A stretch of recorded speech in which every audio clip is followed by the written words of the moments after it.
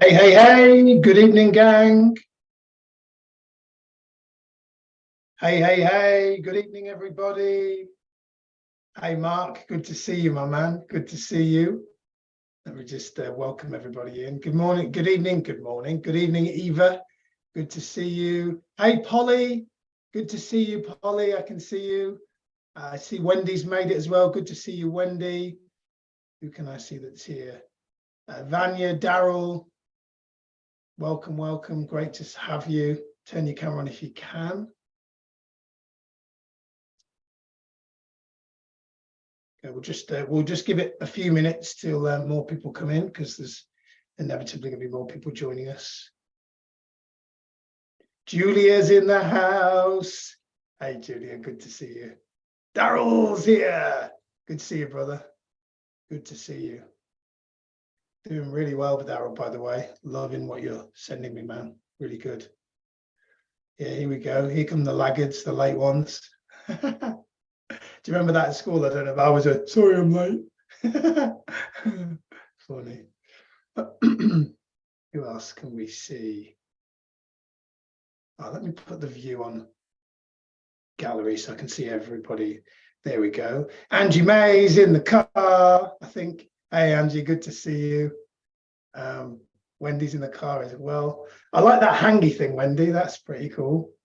I don't know what it is, mate. I like it. It's good. Fatiha is in the house. Good to see you, Fatiha. Tracy's here as well. You can see Tracy's there. Okay, good. We'll give it another couple of minutes. Tracy's on the ferry. Amazing. We'll give it another couple of minutes and then we'll start. Grab a fresh notepad if you haven't already. Lots that we're going to be covering tonight. I'm not using slides tonight. I'm going to be just sharing things with you direct from my Google Notes in my phone. And we'll have loads of time for deep dive coaching. We'll be top of the session. We'll be talking about niching. We'll be talking high level about marketing. We'll be diving into some Q&A. Loads of stuff we'll be doing tonight.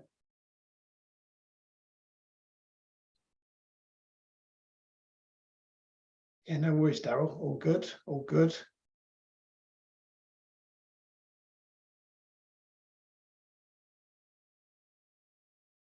Okay, we'll give it 2 more minutes. Let me just remind everybody that we've started.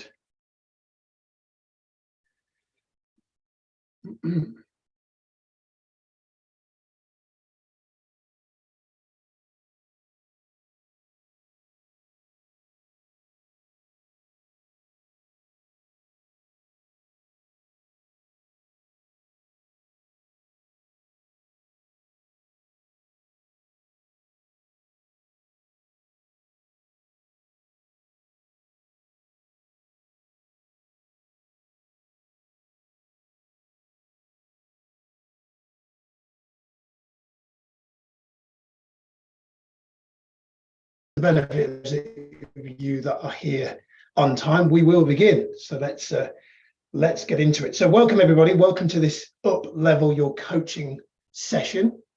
This is a session that initially was designed to be a business university only session, but I decided to open it out to our wider community. And the main body of tonight, we're going to be speaking about niching. That is the main premise of tonight's session.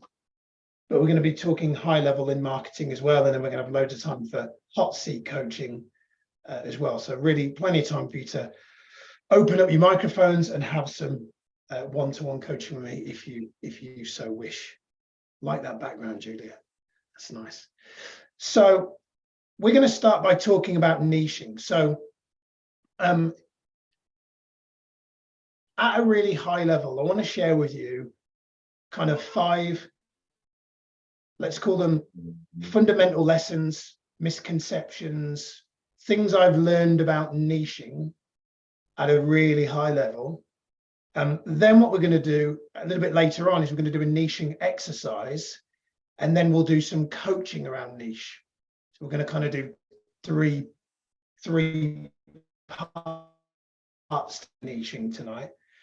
So grab a notepad, because I'm not using slides, so I'm going to be kind of just sharing things with you, and it's for you to just kind of write them down. So 5 lessons or misconceptions to start with around niche.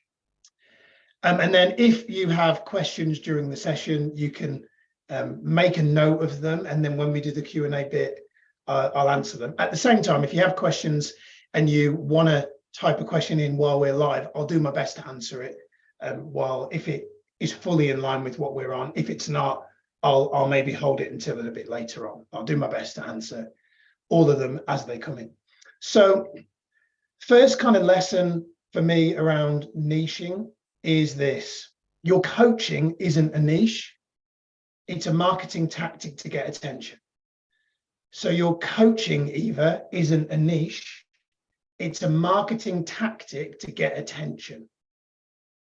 So what that means is, what a lot of rookie amateur coaches do is they think that they've got to niche their coaching. What they don't realize is a niche, if you step out of coaching world for a second, is about what is the brand synonymous for. So McDonald's aren't selling sneakers, to my knowledge. If they were, they've lost their niche. All of a sudden they're selling fast food and trainers. So a niche is just saying what your expertise is, what your zone of genius is. So it's about you saying who you are for and who you are not for.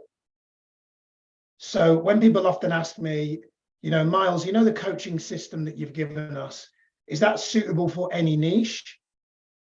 I remind them, your coaching isn't a niche. So if you think about the coaching system for a second, Julia, session 1 is clarity, session 2 is direction, session 3 is energy. Everybody needs to work on those things. They're not part of a niche, because the human being isn't a niche. A human being is a person who has challenges, problems that they want to have solved. All your niche is a marketing headline to say, hey, if you're this person with this challenge or this problem, then I can help you. So coaching and niching are 2 completely different things.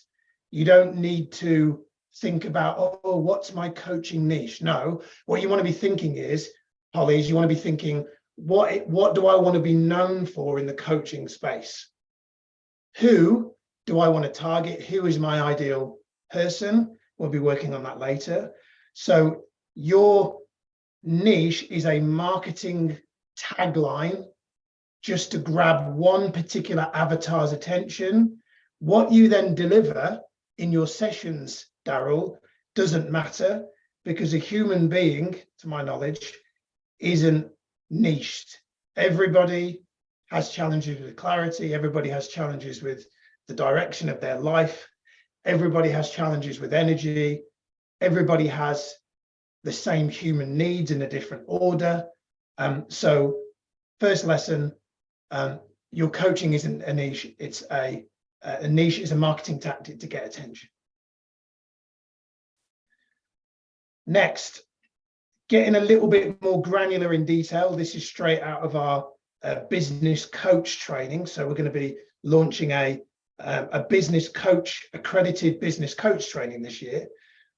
And I want to share something with you straight out of the training manual, which is really kind of how to find clients, and where a lot of coaches struggle with this. So when it comes to niching, the bad news is the coaching market is becoming increasingly competitive and is reaching an oversaturation point.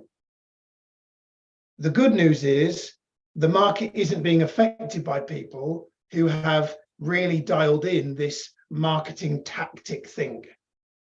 So there are 3 business models for you to think about when it comes to your coaching. And I'm just going to kind of, let me see if I can zoom in. Let me see if I can show you this so you can see it. So there's 3 types of business model when it comes to niching. Hopefully you can see that. Hey, there you go. That kind of saves me a job. The first one is narrow to wide. So that's one type of coaching to multiple different types of people. So that's one specific type of coaching, Mark, that targets a range of different people. So that's one, just to repeat, that's one specific type of coaching to a wide amount of people. The second one is wide to narrow, Fatiha. That is a range of different types of coaching to a narrow audience. So our coaching training is a little bit like that. We're targeting a wide amount of people.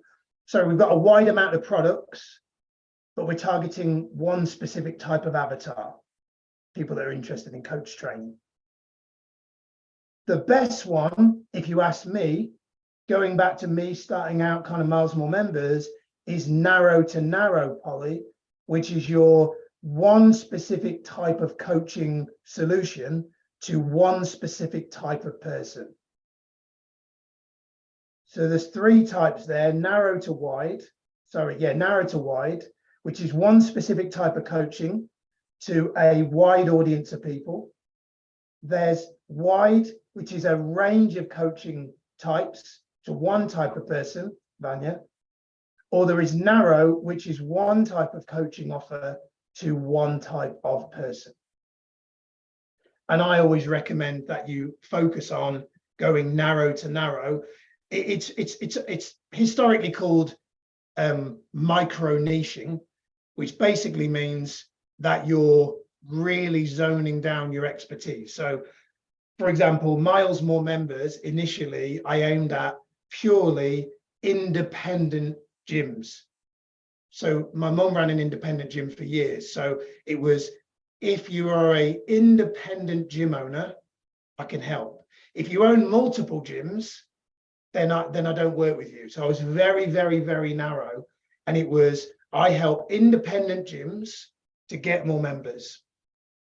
And then eventually I started to go kind of wide to narrow. Miles More Members eventually became wide to narrow, where I had trainings on retaining members, getting referrals, even as simple as like how they answer the phone, like the reception team to get appointments and all that kind of stuff. But it always stayed to independent gyms. And then it wasn't until I built a bit of a reputation that I started to go wider. But Wendy, it was always gyms. I didn't go to hair salons or barber shops or what's another, golf clubs. I didn't do it. In fact, interestingly, they started to come to me because I was narrow. We'll talk about that later. But it was always wide to narrow, and then it was, you know, kind of generally it was always pretty narrow to narrow in the beginning, and then it moved into wide to narrow further on once I built more stuff up. And the one for you to know that doesn't work is wide to wide. So most unsuccessful life coaches are unsuccessful because they are wide to wide. But Miles, I can help everybody.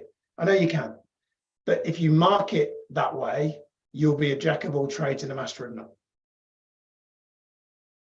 Okay, so you can like, oh, but Tony Robbins does it. No, he doesn't. He actually was marketing stop smoking cessations in the 1980s, late 70s, maybe. So he was doing stop smoking seminars. That's how he built his initial California following. And then he branched out into other phobias. Hey, I can help that person get over their fear of spiders. Give me that person, I'll handle it. He just did phobias. That's all Tony Robbins did in the 1980s, was phobias. But he started off with stop smoking, and then he started to move into other phobias. And it was only once he built a reputation that he started to go to everybody. Something up in the brochure here. So if you want to fail in coaching today, ask yourself this question: how can I create a brochure website landing page that if any small business owner or any entrepreneur in the world would read, they would know I could work with them. If you want to succeed in coaching, ask yourself this: how can I create a brochure website landing page that is so repellent it would turn anyone away, not in my niche immediately? That's the goal, is to turn people away. And I'll explain later when I do the marketing laws why that's important, because you may hear that and think, why would I want to have people turned away? And that will become clear when we do the marketing portion. Okay, next. Number 3. So ultimately that was teaching you the kind of, you want to think narrow to narrow. That was the lesson of that one. Number 3. This is something I learned many years ago from Keith Cunningham, who, those of you that don't know, is a wealth coach. He works with small business owners. He also runs seminars for Tony Robbins. And one of the things that I learned from him many years ago, you want to write this kind of acronym down. So write down FOWTW, FOWTW. And then underneath you want to write GGI. Those of you that are driving, this has been recorded, by the way. And then underneath that, you want to write GITT. So that is what we call the millionaire's formula. What does that mean? Well, I'll allow you to now fill in the blanks. So the top line means find out what they want. Find out what they want. So what most coaches are doing, most rookie coaches are doing, is they're not doing that. They're just kind of trying to sell coaching. People don't really want coaching, Berit. So you've got to find out what people really want. Find out what they want. Line number 2 is go and get it. So if you don't have it, go and get it. So Daryl already knows. So for example, I know somebody who's in the world of coaching, and they've just started doing seminars on cryptocurrency. They saw an opportunity a few years ago. They started getting into crypto themselves, and now they've started to teach it because they've had some really good results.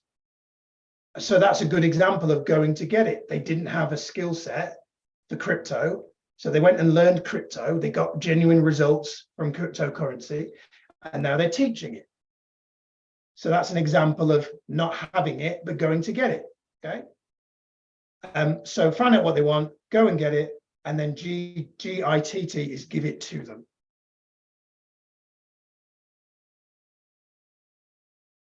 Give it to them. Yeah, Daryl, you got it. So find out what they want, go and get it, and give it to them.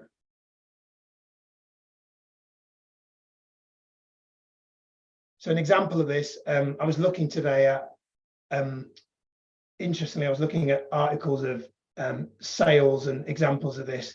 The lazy spas, the sales of those went up like 65% during the pandemic because people couldn't go anywhere. So AZ, good to see you, brother. People couldn't go anywhere. So what that meant was people were going, well, what can we get that will fulfill our need of, you know, what maybe the spas considered to be for, which was like relaxation and stuff. So these things were going out of sale, like people were buying them left, right, and center because they couldn't go anywhere. Barbecues were going out of fashion. You couldn't get a skip for hire for months. So this is an example of Lazy Spa, for example, up their marketing spend because they knew that that's what people wanted. They identified that, they got clear on that, and that's how their sales went up. Number 4, be the painkiller, not the vitamin. I read this in a book once, but it's a really important, I'll tell you an important story to illustrate this point. If you've ever had toothache, the last time I had toothache, it was like at a really antisocial time. I was already in bed and I just couldn't sleep. If you ever had it, you know that feeling. And the painkillers that we had in the house just weren't sufficient. They weren't killing the pain. So I found the late night pharmacy that was open. I went to the late night pharmacy. I walked in. I must have looked like I was in pain because the pharmacist behind the counter kind of looked at me like she was already anticipating my needs. And I told her, you know, what was going on. And she went to the back where the strong stuff is, and came out with this black packet, Paramol or whatever. I can't remember what they're called. Those of you in England probably know it. And she said, you know, take 2 of these. It should help you get to sleep. Make sure you get to the dentist in the morning. She was really empathetic. She even got me a cup of water so I could take them there and then. It was really, really, really nice of her. And I did get to sleep, and I did go to the dentist the next day. What's my point? My point is this. I wouldn't have done that for multivitamins. And probably neither would you. It's highly unlikely you get out of bed in the middle of the night for multivitamins. You know, you just wake up at 11 o'clock at night, go to the toilet and go, oh, I've got my monthly subscription of multivitamins. Anyway, let's get in the car and go to the supermarket and get them now. It's not happening, is it? What's my point? My point is a lot of people that are selling and or marketing coaching are marketing their coaching like it's a multivitamin, not a painkiller. So what that means is, think of it like this. A multivitamin, Mark, is a nice to have, but it isn't urgent. So what you've got to do is you've got to learn to promote your coaching as a painkiller, not a vitamin. How do you do that? You find a problem that a person has and you market to that. You don't try and sell coaching, okay? So what most people are doing is they're marketing coaching. What you want to do is focus on marketing to a problem that needs solving. So I'll give you an example. Miles More Members initially was purely, if you're a gym, I can help you get more members. And I specifically was targeting gyms who I perceived wouldn't have a good, strong ad budget, or wouldn't have a really strong cash position. So they wouldn't have hundreds of thousands of pounds to spend on marketing. Their margins would be really tight. So I come in and say, I can help you increase your amount of members without using fancy, expensive marketing tactics. So if you're a gym who can't afford to, or has had challenges, problems, issues with fancy marketing, not got results, I'll help you get more sales without any of those expensive marketing things.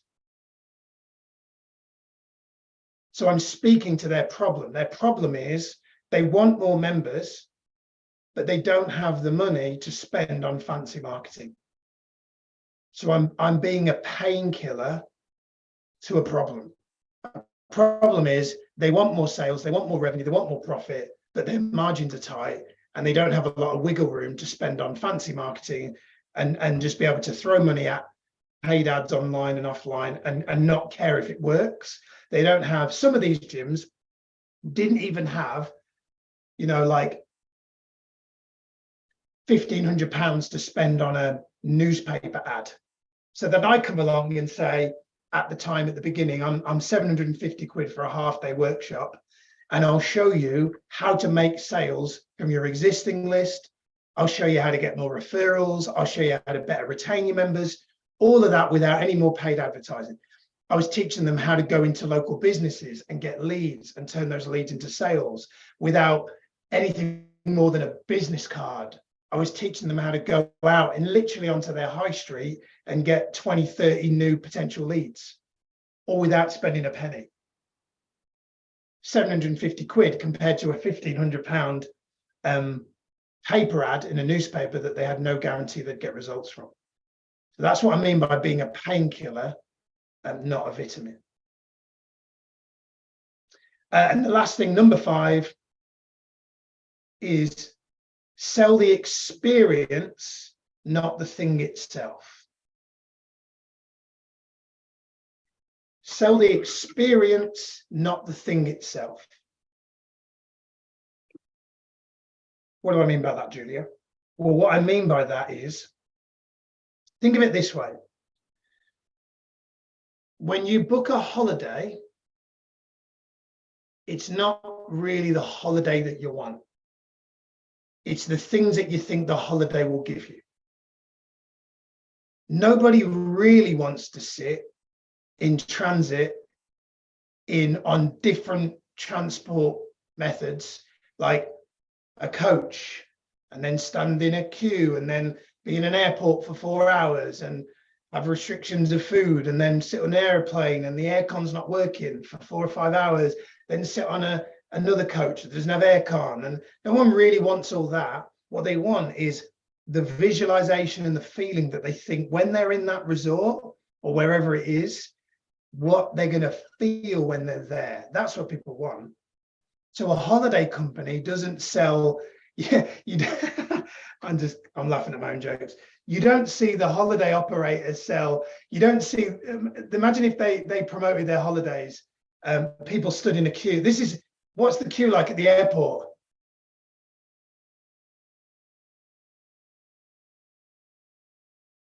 Imagine if that was the way that they come on holiday with us, Jet 2. How fucking long is this queue gonna be? Imagine if they said no one would ever book a holiday. Or people are sat on the aeroplane, literally like this. It's hot in here, isn't it? Oh, I've got cramp in my legs sat on these seats. No one would ever buy a holiday. They don't do that. It's like jumping in the pool and everybody's smiling. They never give you the horror stories of the holiday. So my point is, sell the experience. So how do you do that in coaching? How you do that in coaching is you deliver an absolutely freaking amazing trailer where you change their state. You don't just ask questions, you make sure, Wendy, that you change their state. You focus on how you make them feel during that coaching session. That's how you sell coaching. That's how you sell coaching. Which, interestingly, going into shameless plug, the title of my book, Coach Your Butt Off, the reason why it's called that is because going against the grain of everything I've just said, if you didn't have a niche, but you coached your butt off, let's imagine that in the area where you lived, everybody knew you existed. They didn't necessarily want coaching, but they knew you existed. And you'd coached like half the town. Let's say you live in a little village and you coached half the town. And you don't have a niche, but you're just known in the town. Oh, Julia's, she's a life coach and she's amazing. And everybody knows because half the town have had coaching with her. Aside from the word of mouth, the experience, if half the town have had coaching with Julia and half the town say she's freaking amazing, the other half the town will want to be in because they won't want to feel like they're left out. So Julia doesn't even need to have a niche. If she's coached her butt off to the point where half the town know that she exists and a large percentage of the town have experienced her coaching, she will have a successful, financially lucrative coaching business. Now, if you have a niche and you're coaching your butt off, game over. I believe that you can be very, very successful in coaching without a niche, but it's just a lot harder. So don't rely on the niche, coach your butt off within a niche area, and that's where you will have that perceived expertise in the coaching space.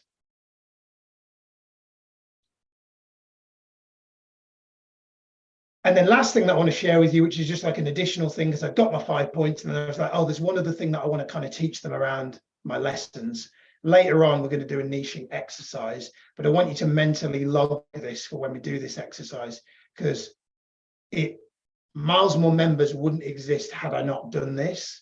So a lot of coaches, when they do this niching thing, they get stuck. And if they just did this one thing, they would solve all the problem. Like if you do this one thing, if you right now are still like, I'm still stuck with the niche thing.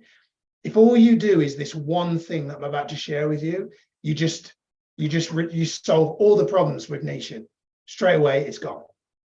So the thing is what we call, write this down, niche hacking. Niche hacking. What do I mean by that, Eva? Niche hacking means go and find someone who already has the niche that you know that you can deliver because you have that similar level of expertise, and go and model that niche and just make it your own.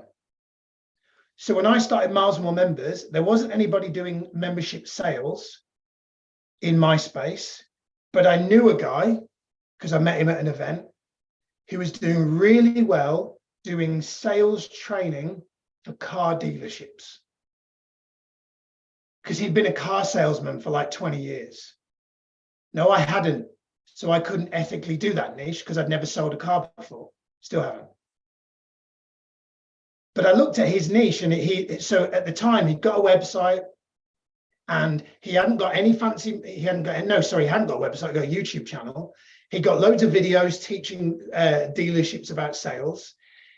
How he was marketing himself, he said, check this out, Miles. I don't have a website. I don't do any paid ads. He said, I record these videos and these little voice notes, and I send them to car dealers, inviting them to have a 60-minute free strategy session. And then off the back, if they enjoy it, I sell them into like a 12-week program with me. And he's like, and now I've got all these different trainings I do with them on retaining customers and all this kind of stuff. I was like, that's genius. He was like, you could do that with gyms. And at first I didn't really listen because I just had limiting beliefs around what I could and couldn't do back then. But when I thought about it, I thought I could actually model that. And I remember I asked him permission. I said, can I copy your niche? He said, of course you can. Like, you're not actually copying me because you're in a different space. You can copy as much of it as you like, because we weren't in competition. So I literally went on his YouTube channel and modeled all of his videos, but made them specific for gyms. And that's how Miles More Members was born. So what that means to you, Mark, is if there's an area that you are interested in, that you feel like you have some expertise in, go and find someone, or even if there isn't an area that you have expertise in, remember the Millionaires Formula, find out what they want, go and get it, give it to them. If there's an area that you would like to market, find someone who's already in that area and look at how you can model their niche, but you do it better. So it doesn't matter what it is, health coaching, wealth coaching, relationship coaching. If you say, Miles, I really want to be a relationship coach for women. Okay, great. Go and find someone who's a relationship coaching for women. Go and find her YouTube channel and model her content. Go and look at how she's marketing herself and go and model it. I really want to do wealth coaching for couples, Daryl.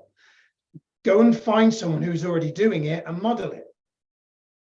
And on the other side of the coin, if you go, well, I can't find anyone who's actually doing that, then the thing with that is it's an indicator that there might not be a market for it. Doesn't mean that there isn't, but it might be that there isn't a market for it. So if you can't find people out there already doing it, here's what a lot of rookie coaches do, and I was guilty of this. Oh, I've got this great niche. No one's doing it. If there's no one doing it, it probably means that it's someone's tried it and it isn't working. Now, that doesn't mean that I'm right. If you're like, no, I'm sure this will work, go for it. But here's what you may or may not know about pioneers. Most pioneers have arrows in the back because they're the ones that tried it first, found out that it didn't work, and then somebody else did come along eventually and created an iteration of it that made it work. I'm saying, why be a pioneer when you could model somebody else that's already out there? Start to earn an income from your coaching, which is, I'm guessing, what you really want, that lifestyle, time, freedom thing, which is probably the reason why you came into the industry. And if you really want to do something that's like out there, completely different, do it once you've got some social proof and some success behind you. Don't just go out and go, hey, I'm going to do this thing because I think it will be a good idea. There are so many businesses out there that fail because they try something brand new versus the most successful ones just look at somebody else who's already done something, they just model it.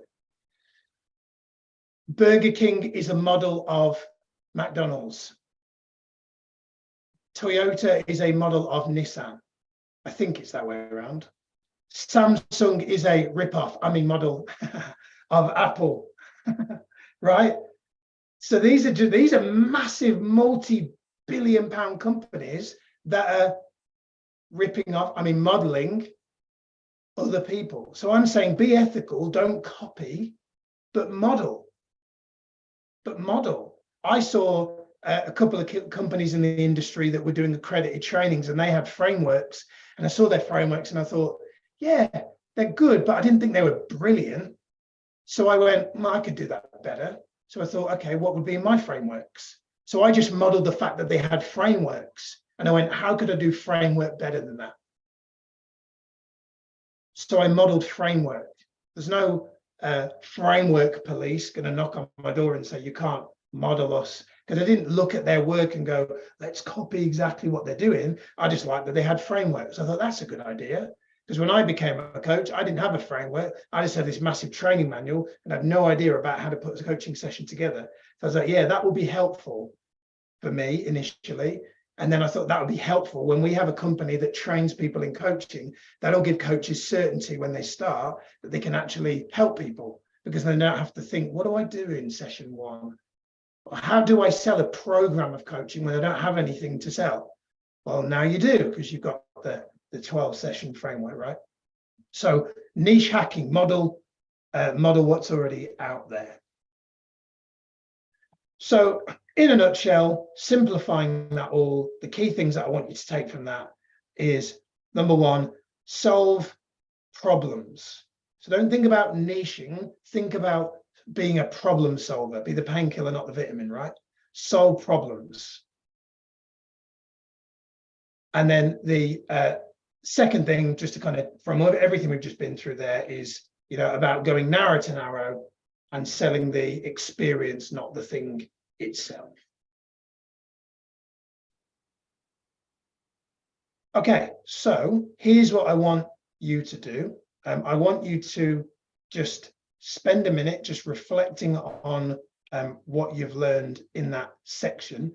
And I'd love you to put in the comments what your key insight or takeaway was. Which was the one that you felt was most stuck out for you as one that you feel that you need some help with? Bearing in mind later we're going to do some coaching, so we'll be able to open up the mics. But put in the chat, I'd love to know.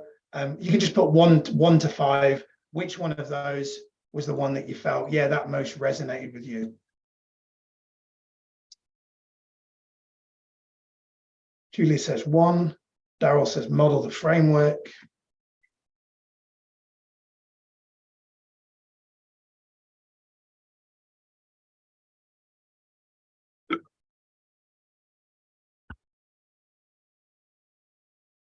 Mark Brown says, and would that be where the life planning mapping comes into play? Yes, it would, definitely.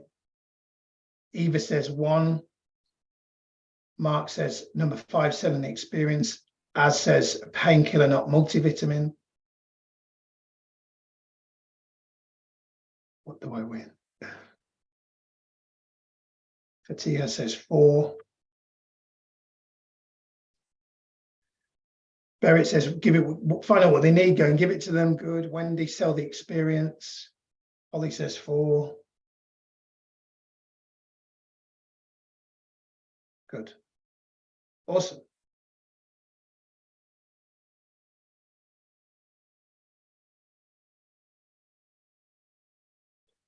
Okay. Angie, yeah, when they book a holiday, it's the feeling they want. Absolutely. Okay, so here's what we're going to do now. I'm now going to share with you at a high level. We're kind of going to go above niche, and we're going to go really strategic, high level marketing. And I'm going to share with you what are effectively the 6 laws of marketing.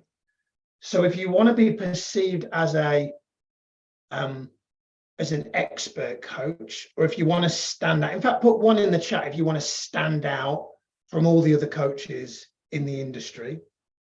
If that's you and you want to stand out, you want to make sure that people come to you and see you as a go-to, and if they think of coaching, they think of you, then these 6 laws are going to teach you how to do that. What I want you to do when I go through this section is I want you to think about each one I go through, I want you to think about what's one thing that you could do to become 1 point better on each of the things. Just say good evening, Sarah. Good evening, Lynette. Great to see you. So you want to be thinking, what's one thing that you could do to be 1 point better on each of the laws? And this, by the way, is taken from a book by Robert Cialdini called Influence. So the book is called Influence, and the author is called Robert Cialdini, and I've kind of adapted his laws. So if you want to be the go-to person, if you want to stand out above all the other coaches in the industry, there's 6 things that you must know and do. Number 1, you must have what we call opinion polarity. Opinion polarity. What do I mean by that? Well, what I mean by that is most rookie, amateur, unsuccessful coaches are trying to be liked by everybody.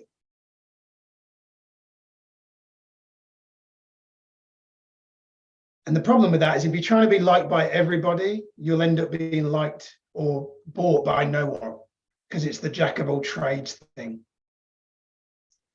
Whereas expert coaches have what we call opinion polarity, meaning there's some people that love them and some people that don't. So they're liked as much as they're disliked. So an example of opinion polarity, please don't throw something at the screen, is Donald Trump. So Donald Trump has opinion polarity.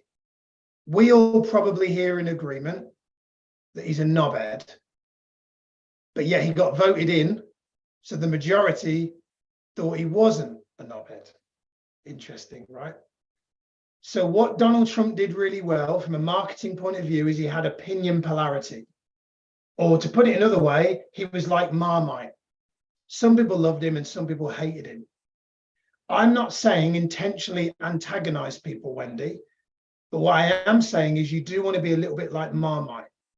And what most rookie coaches are doing is they're trying to be liked by everybody for fear of rejection.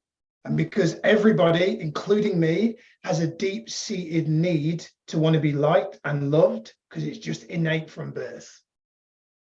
The problem is if you carry that into building a coaching business, you're bound to fail, because then you're going to tiptoe your way about your marketing and you're never going to do anything that actually is a little bit edgy or a little bit controversial.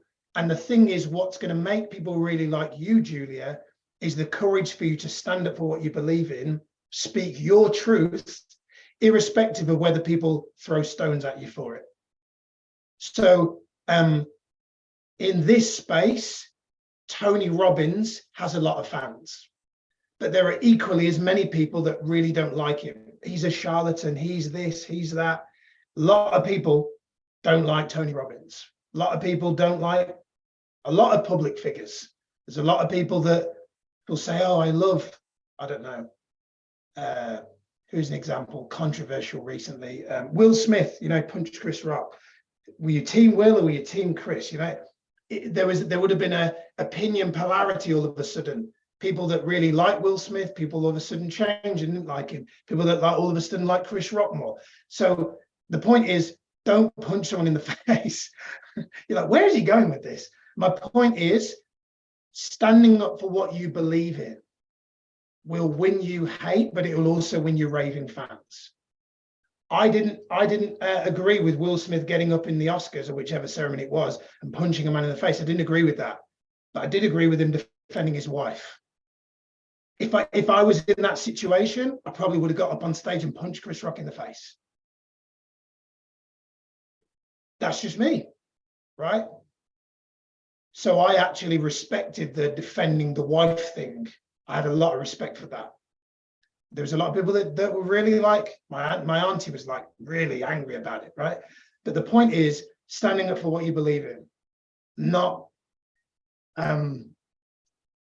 sitting on the fence. Because if you sit on the fence for fear, you're going to get spikes in your bum. And to put it in another way, in marketing, is you're going to be a very vanilla coach. You're not going to stand out. You'll just be like, meh. No one will have an opinion about you either way. Yeah, he's all right. You don't want that. You want to be like, they either love you, Daryl, or they hate you. And not because you've intentionally created hate, but you're vocal about what you stand for, which just generates hate. Some of our ads, people put so much hate. Like, who's this guy think he is? I've been on his YouTube channel. His videos aren't that good. He doesn't even use professional lighting. I mean, who has time to write this stuff? It's part and parcel of building a business. You have to become thick-skinned to that. If you want to stand out, that's kind of part of it. That is kind of part of it. Okay, switching gears. Number 2, law of marketing, reciprocity. I love this one. It's one of my favorite things to do. Reciprocation or reciprocity. What does that mean? What that means, Polly, is give. Give so much that people feel compelled to give back. Give so much value up front, Wendy, that people feel like you've almost given so much that they've got to give back. One of our neighbours a couple of Christmases ago brought us around a bottle of wine. And we hadn't brought them a bottle of wine. It was just a really nice gesture because we've connected with them over COVID. And they brought us around a bottle of wine. And the minute they said goodbye and they went home, the dad and the little girl came around. Sally was like, oh, we've got to buy him a bottle of wine tomorrow. And she did, and then went and knocked on the door and gave them a bottle of wine. So what is my point? My point is people feel compelled either to give back when somebody has given to them. So if you ever had a friend that's been there for you or someone that's just done something for you that you didn't expect, you give back. I bought Sage, I'll have to send you the video. I bought Sage one of these microphones that has the music coming out of it, and she's loving it. And so her little playmate next door, Meadow, I bought one for Meadow because I'm really good friends with Ryan, our neighbor, and he's regular. Like the other day, he went to buy Meadow's sunglasses, Mickey Mouse sunglasses, and he bought Sage a pair. He didn't have to, he just did. And I didn't buy the microphone for Meadow because he bought me sunglasses for Sage. I did it because unconsciously, I just was like, that was so kind. I wanted to buy back. And we regularly buy their kids stuff, and their kids come around to our house and they buy us stuff at Christmas and we buy them stuff at Christmas. And so reciprocation is really powerful. When I built the one-day event for our training that you've all been through, I asked myself this question: how can I make this one-day training so good that people don't feel like they're being sold to? They make the decision at the end to buy themselves. In fact, I'm delivering a new training this weekend, which is a 2-day. It's basically a bigger version of our one-day training. I'm delivering it this weekend. And it was the same question I asked myself when I put the presentation together. What can I do for the audience over 2 days that's so good that at the end they're like, oh, bollocks, I came here for a freebie and now I've got to buy. What have I got to do to make it so good that I don't have to do any selling whatsoever? They just feel compelled to buy because it's so freaking good. So what you've got to do, Eva, is make your trailer so good that at the end, they're like, I wasn't even planning on signing up for coaching with you, but that was so good. Sign me up. That's what you've got to do. You've got to make your trailer so good that they buy when they weren't really even planning on buying. They thought they were there just to practice. They thought they were there just to be there for you because you're a friend and because you've said, oh, yeah, I'll allow them to coach me because they're new, which is obviously the script that we talk you through, to get people to have an initial call with you. I'll do a call with you. And then you deliver such an amazing experience. You blow the freaking socks off that at the end they say, so how much is your coaching program then? and they sign up. That's what we call reciprocity. Number 3, authority. Authority, or authority positioning, let's call it, authority positioning. What do I mean by authority positioning, Tracy? Well, what I mean by that is people defer to authority. So earlier we were driving Sage to the nursery, and I was going up the hill towards the nursery, and there was a police officer in the middle of the road. So I slowed down because he's a person that I perceive to be an authority. Turns out a car had flipped over. Nobody had been hurt, but a car had flipped over in this particular junction near the nursery. So people defer to authority as a person they can trust. So what you want to do is you want to think about how you can build up the perception that you're an authority. And one of the ways to do that in the coaching space today is to start to create content where you're speaking your beliefs into the coaching space or into your space. You want to start speaking your expertise. So for example, when I started doing Miles More Members, I used one of the ways that I built myself up to be an authority was I built a YouTube channel and I would speak my beliefs. So like one of my beliefs was, one of the best ways to sell a membership today isn't fancy marketing, brand new equipment, it's this. Learn the person's name when they walk in through the door and speak it regularly throughout the tour, because it will build massive rapport and trust. Because everybody loves the sound of their own name, don't they, Polly? So my point is this, that me speaking that belief, is that true that using a person's name is more impactful than buying lots of fancy new gym equipment? I don't know. But I spoke it in a way like I believed it were true. So because I was convinced of it myself, other people started to believe it. And I would regularly have gyms saying, hey, could we have you come and deliver a workshop? There was that thing you said around names. It was so basic but profound that we loved it, and we shared it with the team and started making a point of who can say a person's name the most on the tour, and it's become a running game. And now we keep talking about, can we get Miles in for training? And so I became synonymous with, he's the name guy. He's the guy that has kind of got us to remember that actually, doesn't matter how good our gym is, if we're not using people's names, Julia, we won't be able to build rapport. And actually, the thing that will make us stand out above all the fancy gyms, I used to say, it doesn't matter how good your equipment is, what makes a person join your gym and stay at your gym is how much they feel like you care about them. And you don't need brand new cross trainers to do that. So the way you become an authority is start to think about, what do you believe that challenges the status quo in your niche? So think about the old way. Yeah, the old way used to work, but this is what I believe. This is the way now.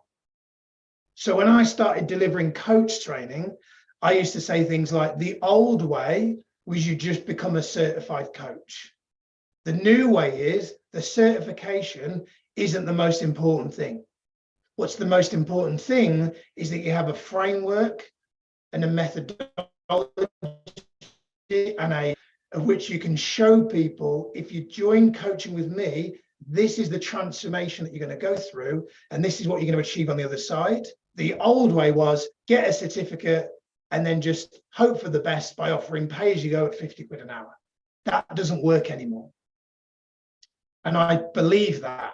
So I would speak that out in my videos early on, and then people would start to move towards us. And then people come in our event who were maybe thinking that they were there for a certificate, and then very quickly they're like, oh, yeah, I realized that that's not actually what I really came here for. Thought I was just coming to listen to this guy and get a certificate at the end, but actually he's made me realize that's not what I really need. So you've got to speak your beliefs in a way that makes people think, well, if Fatiha's speaking with so much integrity, what she's saying must be true. So don't bullshit, actually say things that you truly believe, because most of what people, the gurus out there, are saying isn't true. It's just their beliefs. So what you've got to do is you've got to start speaking your beliefs out into your space, so that people start to believe what you believe. So you've got to change people's beliefs. And the way to do that is to use the authority status that the gurus would use. You know, that they'll conventionally say, oh, you need a book, or you need a podcast, or you need, you know, to speak on stage. You don't need any of that. You just need to congruently, confidently say, that's the old way, this is the way now, and say it in a way that people actually go, yeah, he's right or she's right.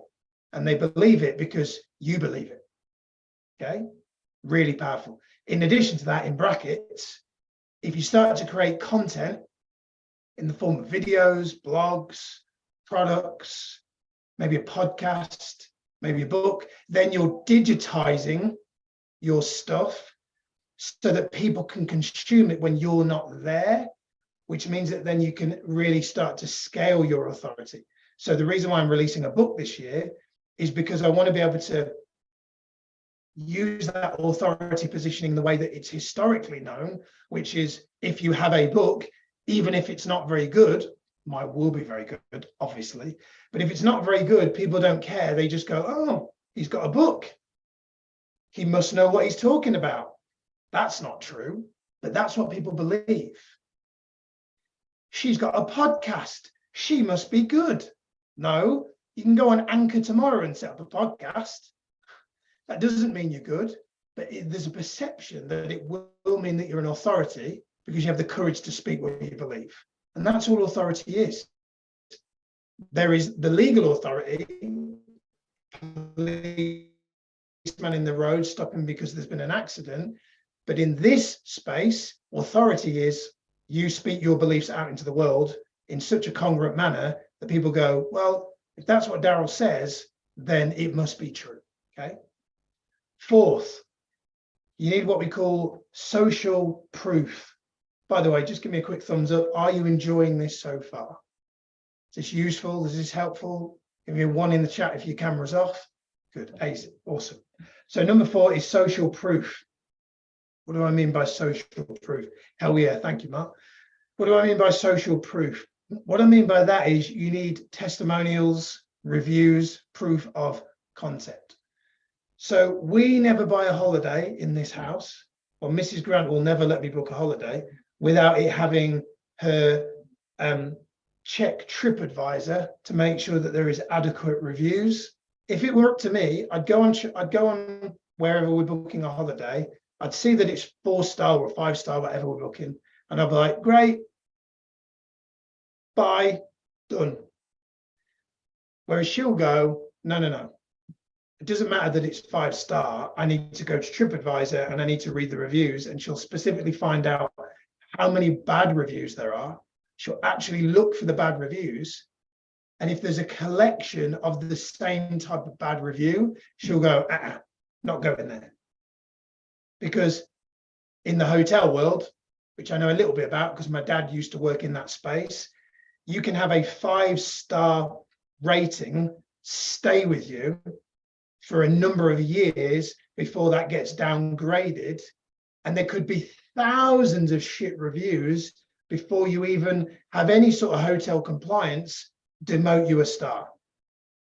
So you can have a 5-star hotel that's actually really bad and a 3-star hotel that's absolutely amazing. So we never base our holiday choice based on stars. We based it on what are the people saying, because that's who you really want to care about. What are the general public saying? So in your world, general public means who else has had your coaching? Fatia, who else has had your coaching? And are they saying that you're any good? So you want to start to build testimonials, which is why I say in the beginning, coach your butt off, coach anybody, even if for a minimum, all you're doing is getting them to give you a testimonial that says, oh my God, Mark Brown, I had coaching with him. It was freaking amazing.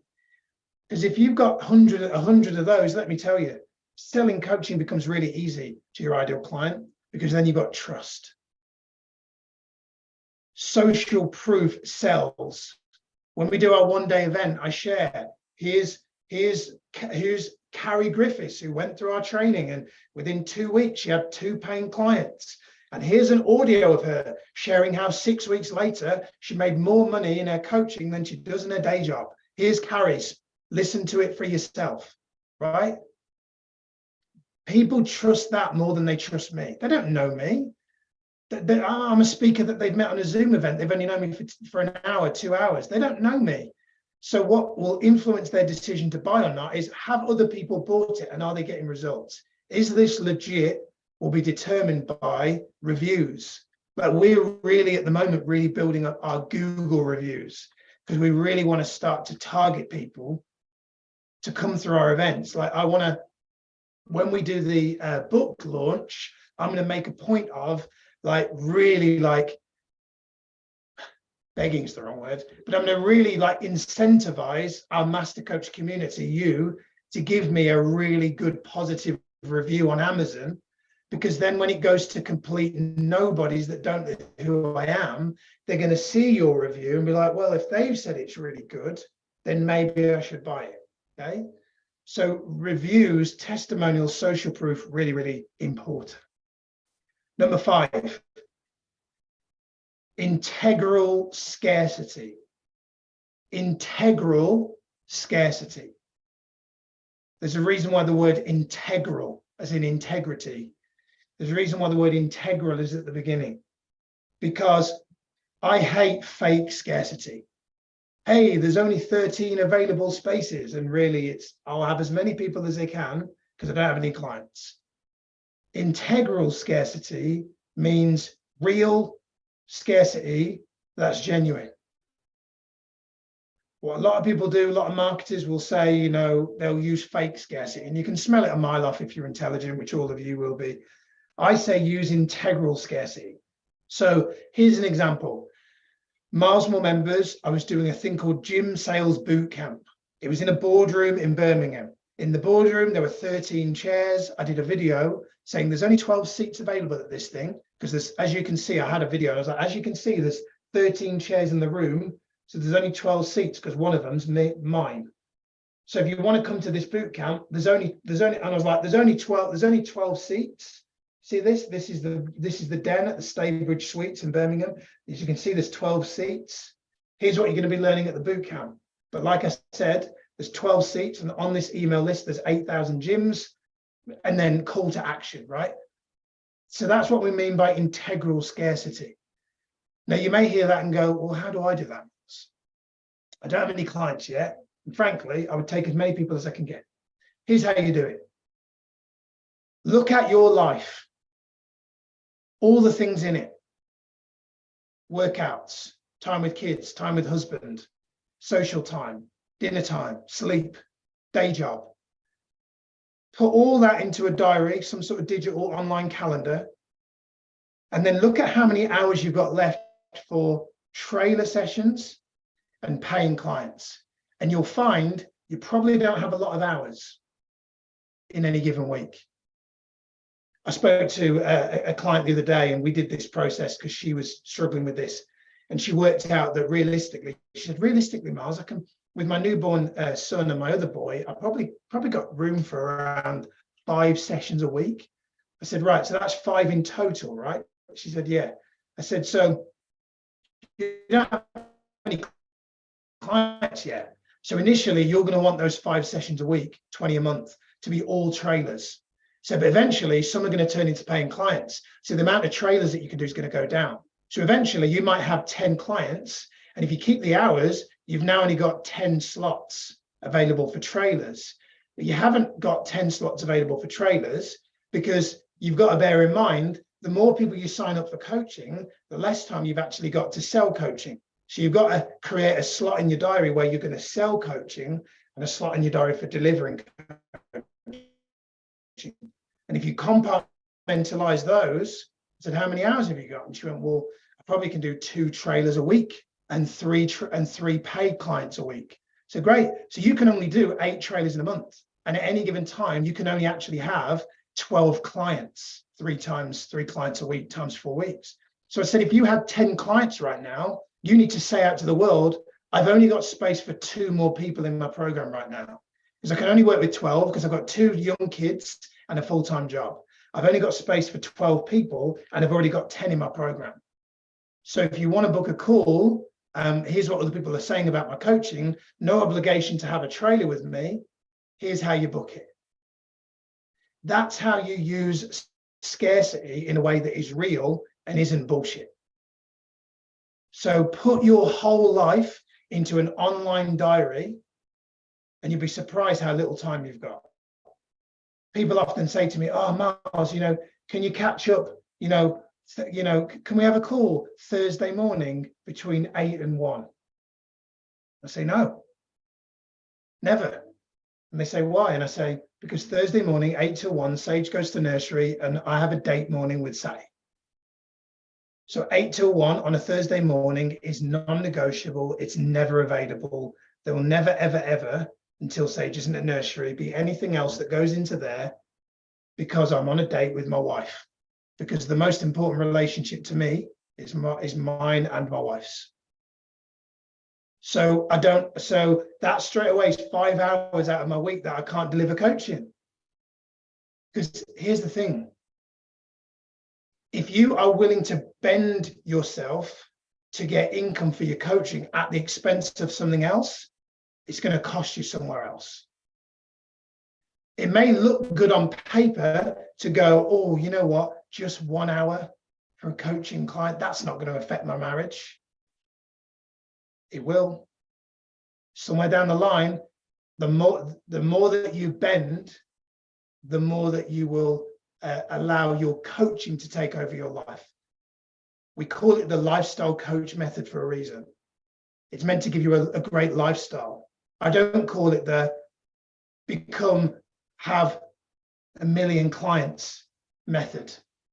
I don't call it the, there was a guy online once, he was called the world's busiest personal trainer. I was like, who the fuck wants that title?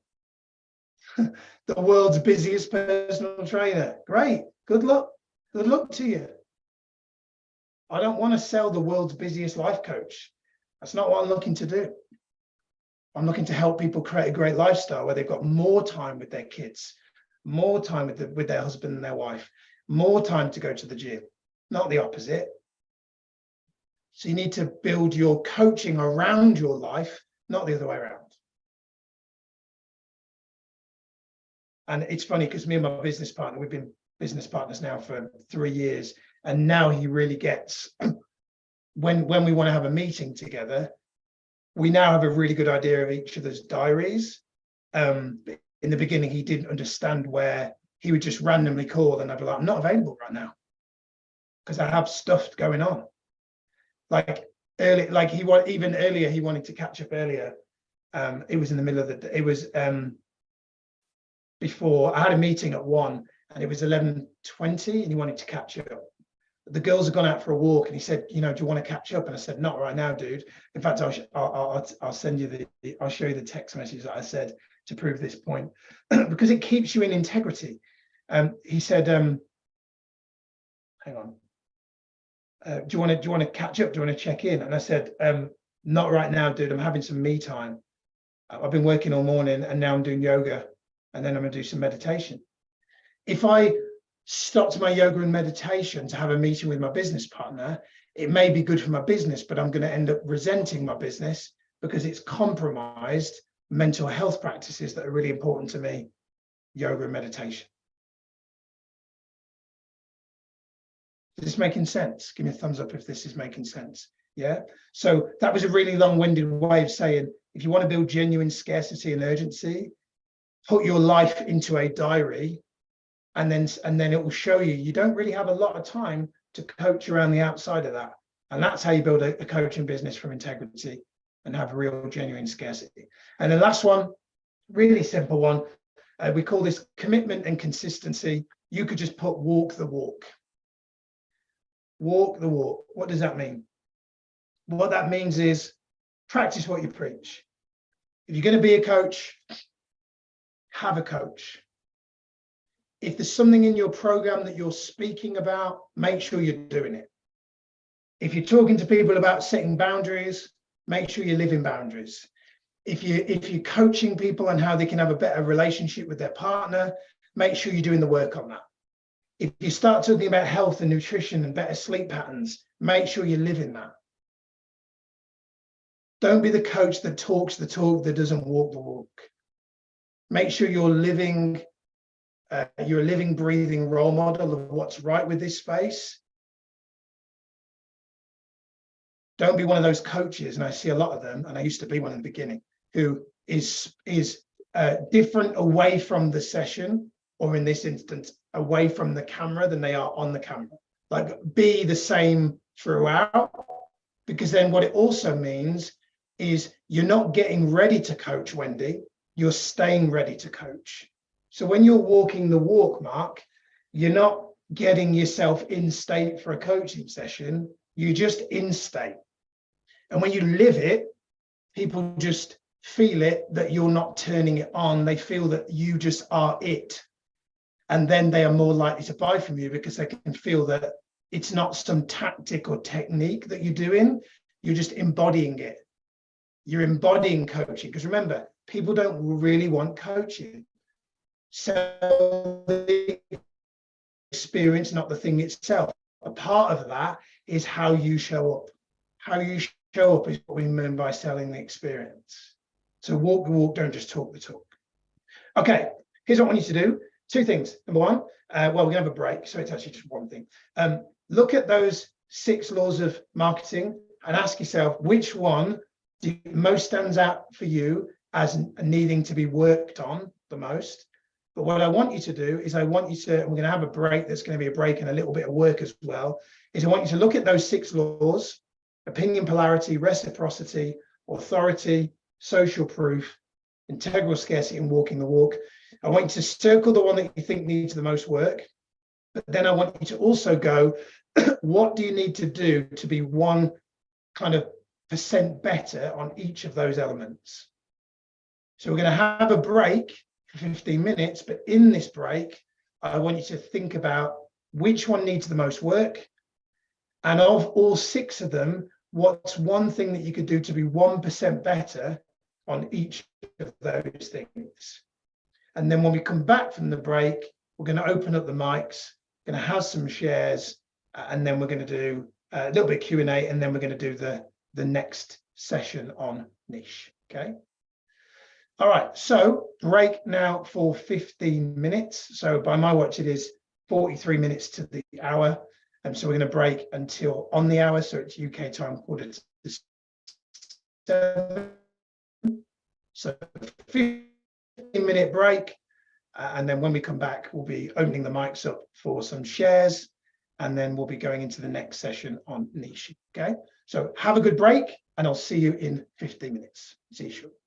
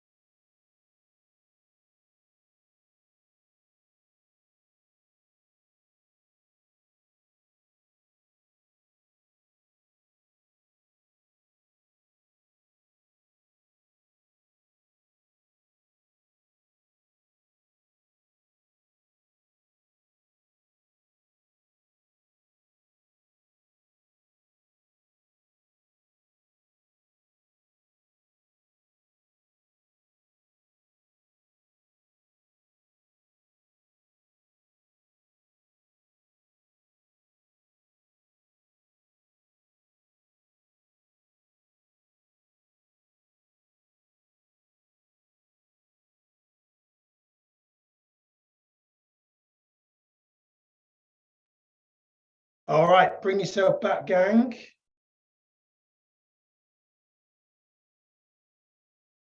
Hang on a second, I've left my phone in the other room. Bear with.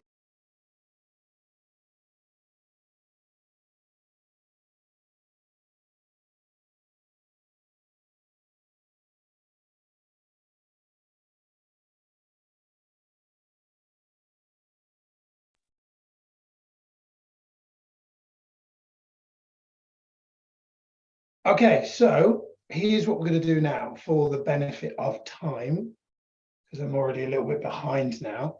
Let's do some coaching now around niche. We're going to do an exercise, and then for those of you that want to need it, we'll do some coaching around niche. So this exercise is taken from the niche training that you all should have access to, which was a bonus when you bought Master Coach, and it is really a implementable, simplified version of everything that we've just been talking about. So when it comes to niche, the good thing for you to know is there's only 3 categories, just to remind you of that. So the 3 categories are, just to remind you, health, which is anything to do with a physical, mental, or emotional well-being, change, result. Wealth, which is anything to do with income, career, business, get clients, that type of thing.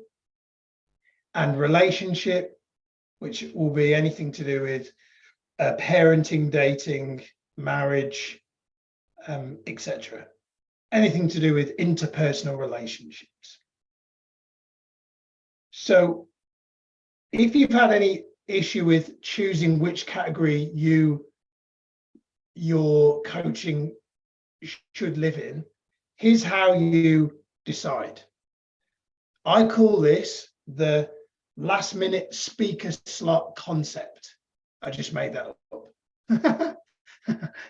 What that means is, imagine, Wendy, that you're at an event and you're kind of one of the speakers, or you're not scheduled to speak at that event, but somebody's pulled out because they're not very well.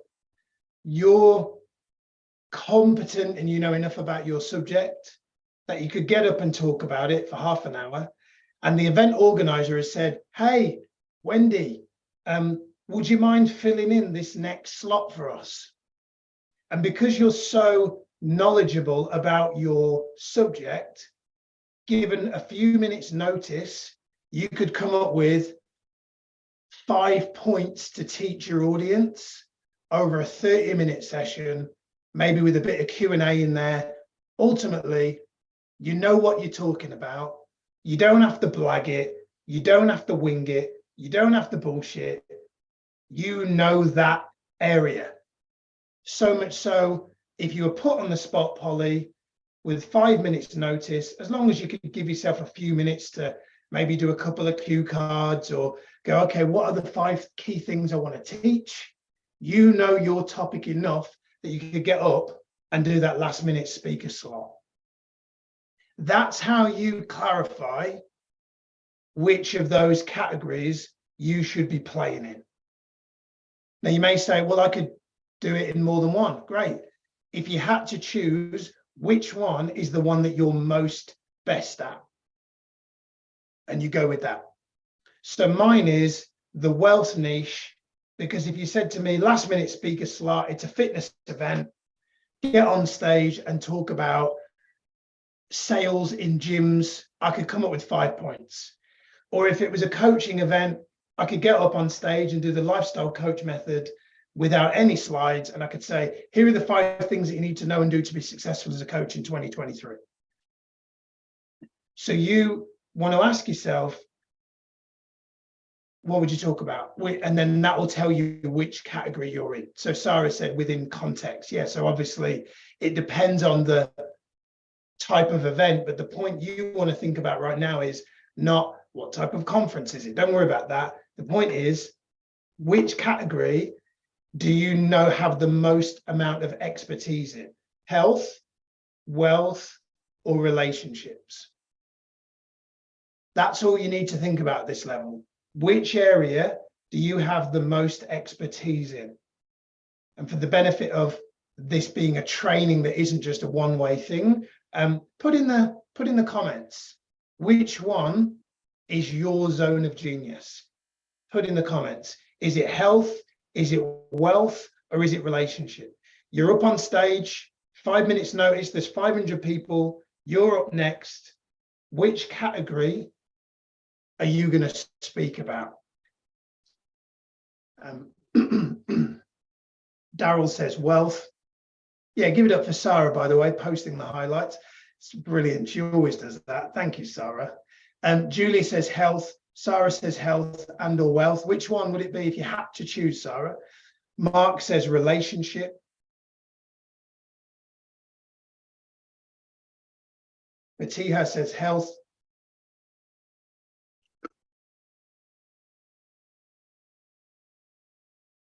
Sarah says wealth.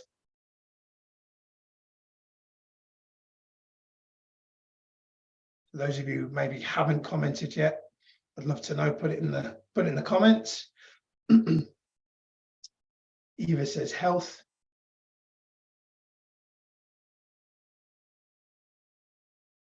Yeah, Daryl says it's interesting because it goes across wealth and relationship, but I guess it's wealth more. Yeah, so Polly says relationship.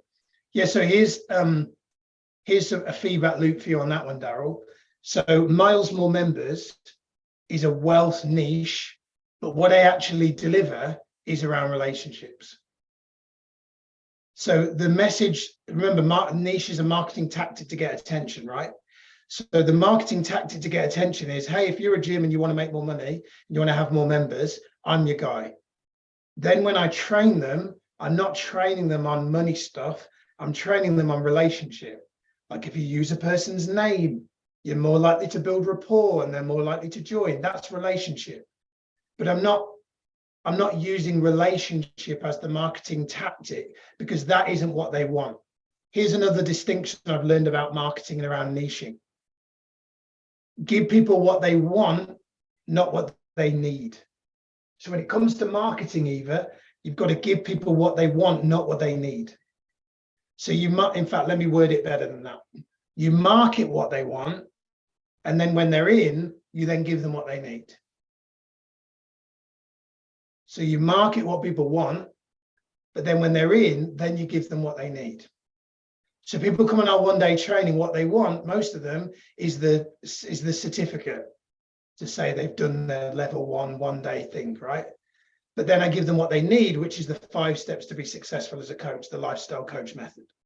So gyms come to me and they say, yeah, we want more members. I go, great. So what you're going to need, Fatiha, is to learn how to build better relationships with your customers. That's what you're going to need. If you want to do that without lots of paid advertising, you're going to have to become better at relationships with your members. And that's got nothing to do with money. That's to do with human needs and values and a hybrid of NLP and coaching stuff that I teach. So market what they want and then give them what they need. Okay? So assuming that you've all chose a category that you'd speak about, the next thing that you want to do, write on a piece of paper, write down on your notepad, 3 Ps. So put 3 Ps, one then another underneath, and another underneath that. So now you know your category. There's 3 things that you've got to do next. Within the category that you've chose, you've got to have the first P, which is a specific person. What that means is you've got to have a specific avatar that you're speaking to. Stephen Covey wrote a great book called 7 Habits of Highly Effective People. He said, if you want to be understood, seek first to understand. You may want to write that down. He said, if you want to be understood, seek first to understand. What do I mean by that? Well, I'll give you an example. I went in to consult a gym many years ago, and their marketing, they asked me for some feedback. I said, it's not very good. And they said, what do you mean? I said, well, your flyers, you're using loads of fitness jargon. You're using terms like triceps and abductor and gluteus maximus. And I said, why are you using all this fitness lingo? Bearing in mind, there were a gym in like North Yorkshire. For those of you that don't know, like it's a very like friendly, jovial, bubbly type of place where fitness wasn't the thing. It wasn't like they're in Los Angeles or Miami or London where it was, you could kind of get away with that. They weren't in a fitness town. So I said, you're using fitness language to people who aren't fitness. So people don't want fitness. You know, I say people don't want coaching. People don't want fitness. No one really wants to join the gym. Who in their right mind wants to go and get sweaty in an environment with strangers 5 days a week? Sounds horrendous. Yeah, I do it 5 days a week, right? And thousands of other people all over the world do, right? So people don't really want fitness. What they want is the result that they think fitness will give them that. So what you've got to do is you've got to understand the conversation in your ideal client's head. So it was evidently clear to me after speaking to some of the members on the gym floor that fitness language was not something that resonated. So I remember having a conversation with a group with a couple of ladies on the treadmills, just saying, hey ladies, I'm here to help the gym try and sell more memberships.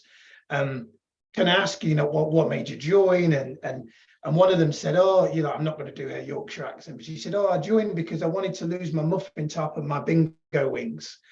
And I'll never forget, because I immediately, after that conversation, said to the gym owner, you need to consider putting the words muffin top and bingo wings in your marketing. And they looked at me like, you're fucking crazy. I'm not doing that. That won't work. It's offensive. It will like that. I can't do it. Can't do it. And I went, okay. I said, but I will put money on it. If you do it, you will get more attention. You'll get people complain. You'll get people who don't like it. Remember the opinion polarity thing we spoke about in influence? I said, you'll get people who don't like it, but you'll also get people who love it. And they'll know that place is for them. Anyway, they took a risk. They didn't do all their marketing material change. They just changed a small batch, probably around 1,000 leaflets. And they went out into the local town and started doing handouts. And lo and behold, the following week, they had, I think, 12 new members from 1,000 leaflets, which was more than they'd ever had from handouts ever before in a short period of time. And all the people said that they were amused by the fact that it said, lose your bingo wings and your muffin top on the leaflet. And that they saw that and thought, this is probably a place that has a sense of humor, doesn't take itself too seriously. And that was really what made them come in, because they'd had this idea that gyms are opposing, intimidating places who weren't friendly, and that's why they'd never joined. And actually what that said on the message was, they're the opposite, and that's why they've come in. So there probably were people that got it through the door and went, oh, that's so offensive. How dare they use that term, and ripped it up and threw it in the bin. They got more sales than they'd ever had in that period of time from leaflets, because they changed the wording from tone up your triceps and abs to lose your muffin top and bingo wings. So what is the point, you may be asking? The point I'm making here is, if you want to be understood, seek first to understand. Lovely dog, Polly. If you want to be understood, seek first to understand. So what that means is speak the language of your ideal client. So when you're marketing, if you're putting anything out online or offline, don't use life coaching language. Use real person language. Like, people don't go to bed at night for tea or brushing their teeth going, do you know what I need more than anything else? I need to learn how to fulfill my purpose. You might do that, but normal people out in the muggle world don't speak like that. Daryl's laughing. Normal people don't say things like that. It's a life coachy type phrase. And unless you're targeting life coaches, stop using life coach language, because most people don't resonate with that. I'll help you break through to your next level. Most people don't have a fucking clue what that means. What do you mean break through to my next level? Are you going to put a hole in my ceiling? What does that even mean? Are you a loft insulation person? Most people don't even know what that means, break through to the next level. It's life coach language. Don't use that, right? Yeah, I'm brushing my teeth thinking I want to remove my limiting beliefs. Yeah, you are, Daryl, but normal people don't even know what that means. They don't even know what a limiting belief is, let alone a value but like it just doesn't even cross their mind. So dumb it down, use really, really basic language. So you want to think about who your person is, and you want to be really clear, like, how old are they? Are they in their 30s? Are they in their 40s? And know this, don't say man or woman between 30 and 50. Because what you've done now is you've gone two genders who both probably think very different, and you've got an age range that's 20 years, high likelihood that not only do the men and the women think different, but also the age range will determine the thinking will probably be very different. Like I'm thinking very different now at 40 than I was at 30 and than I was at 20. And it's the same for everybody. So you've got to be very clear. You can get away with man in 30s, woman in 40s, but you want to steer away from men and women in 40s, because men and women in 40s, isn't it true? They might perhaps think different. So when I say pick a person, you want to narrow it down to one specific person, like an actual character. So when they say avatar, it's like define your ideal person, like who they actually are. Yeah, it's kind of like what Sarah's saying there about demographics and psychographics. It's like, imagine this person is a real person. They have a name, they have kids or don't have kids. They have a job, what kind of job? They drive a certain car, what kind of car? You really want to think that through. So you really want to think through who that person is, because it will help you paint a picture in your mind, and it help you then connect more to that person. Second P is pain/problem. So you can put pain/problem. So you want to think about that specific person, and you want to ask yourself this question: what's the overarching pain or problem that they're experiencing in their life? Now they're going to have many potentially, but what's the overarching pain or problem? And you want to link that to your niche category. So if you're saying yours is relationship, what's the problem in that area? If yours is wealth, what's their biggest pain or problem in that area, Angie? If you're focusing on health, what's the pain or problem in their health? So you don't want to make it random. You want to go, what's their biggest problem in the category that you are making yourself the expert in? Okay. So that's something for you to think about. And then the next thing is promise, which is what is the result? How will life be better when they work with you?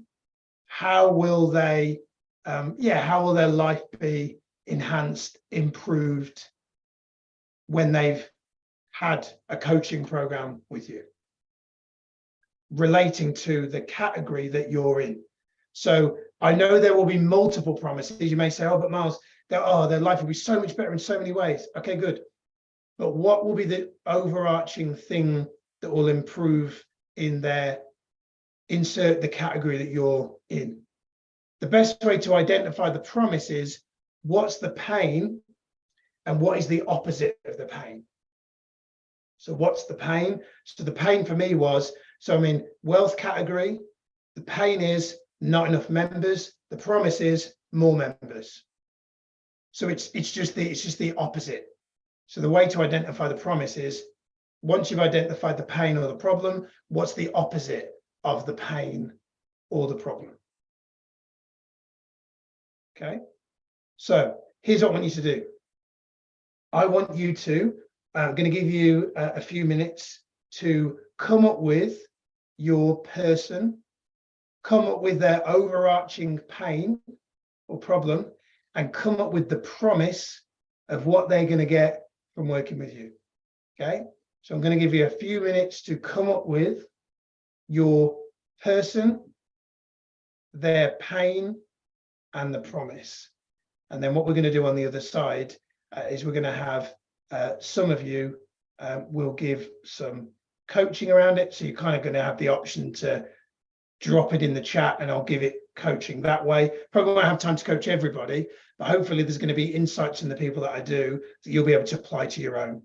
So few minutes, I want you to spend time. Now you know the category you're in.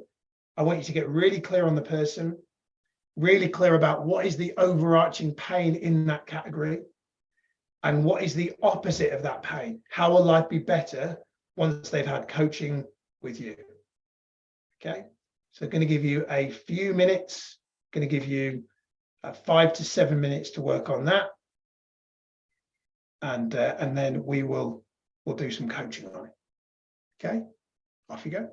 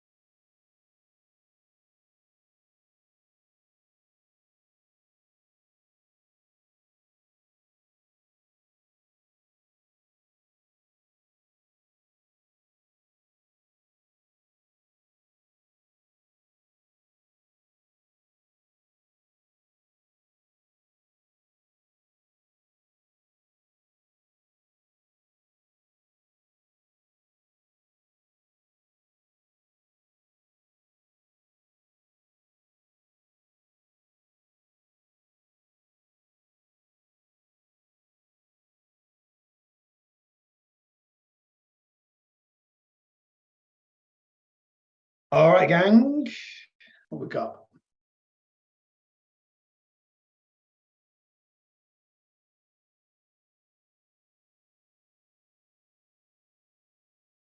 Okay, so who's up for some coaching? Give me a 7 in the comments if you want to share. You're up for some coaching. Daryl's always quick with the 7. I love it.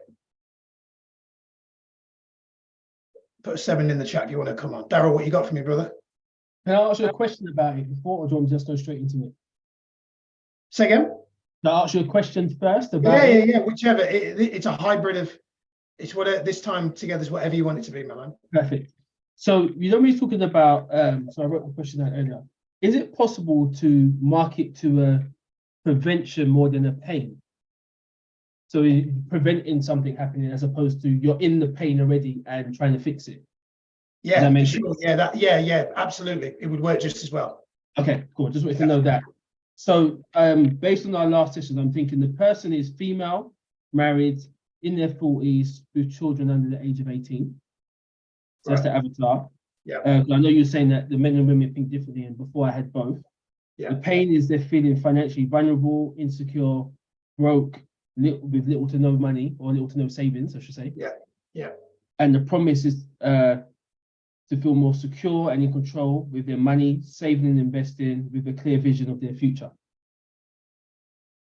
Good, love it. I think what will be good is if the promise could have something more tangible and concrete. So something like, I don't know, like they'll leave with a financial plan for how in the next X amount of years they can quit their job, or in the X amount of years they can replace their basic income, or something that's a little bit more tangible, I think. Cool. So it's something I see that people in property do very well, is they talk a lot about like, for example, the amount of deals that a person maybe needs to do in like rent to rent for them to be able to have their job income replaced. So they're very like, look, it's not going to make you rich, but how would you feel if you just replaced your job income? So they're very much like, we're going to teach you the strategy for how you can replace your job income, and they'll like put in brackets, anything between £2,000 to £5,000 a month, with none of your own money, blah blah blah. Obviously, it's all property lingo, but it's very, very tangible, with a promise of teach you how to replace your job income. So could it be that you would reduce your debt between 20 to 55%, depending on how much, that you have at least an extra £1,500 in savings? Could it be tangible like that? Yeah, so that would work. The debt thing definitely works if you're speaking to a person and you're specifically speaking about debt. The £1,500 a month thing might work, but the problem with it is you don't know what the earning potential of that person is. So that number might not be appealing. It might not be attractive if they're used to numbers that are much higher than that, if that makes sense. So should I base it on a percentage as well then? That would work. Yeah. I think that would work better. Read it out to me again one more time. I just made that part up on the fly, but it was. Yeah, no, go back to the beginning, what it was originally. Read secure and in control with their money, saving and investing with a clear vision of their future. So if I put secure and in control of your money, but you've increased. Yeah, so here we go. I've got a question for you.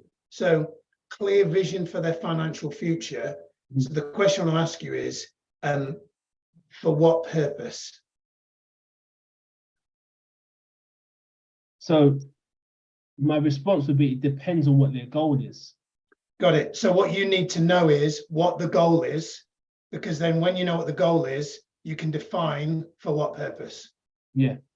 So you need to narrow down the avatar so that you're clear about what the goal is, so that then you can define what the So what that means to you is X. So could that then be family financial security? Or is that too wide still?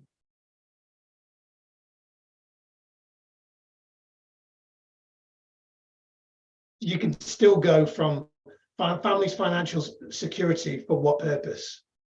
Because ultimately, here's the thing, I learned this many years ago from Robbins, is the things that we say we want, we don't really want. The things that we say we want are means to but what we really want is the end. So the means is financial security. The end is what's that trying to give them? Financial freedom is more normally what they want. And financial freedom, what will that mean? What will that give them? Can do what I want when I want with no restrictions. Got it. So that's more along the lines of what's going to be appealing to people when you're speaking out to them as to who you are, what you do, and how you can help. So would that be right? So go down to financial freedom, being able to do what you want when you want with no restrictions. Does that sound better? I think the problem I've got is, so the avatar you're speaking about, you said is a female, right? Yeah. And is this person, are they married? Remind me who the avatar is. Female married 40s children, and female married in their 40s with children under the age of 18.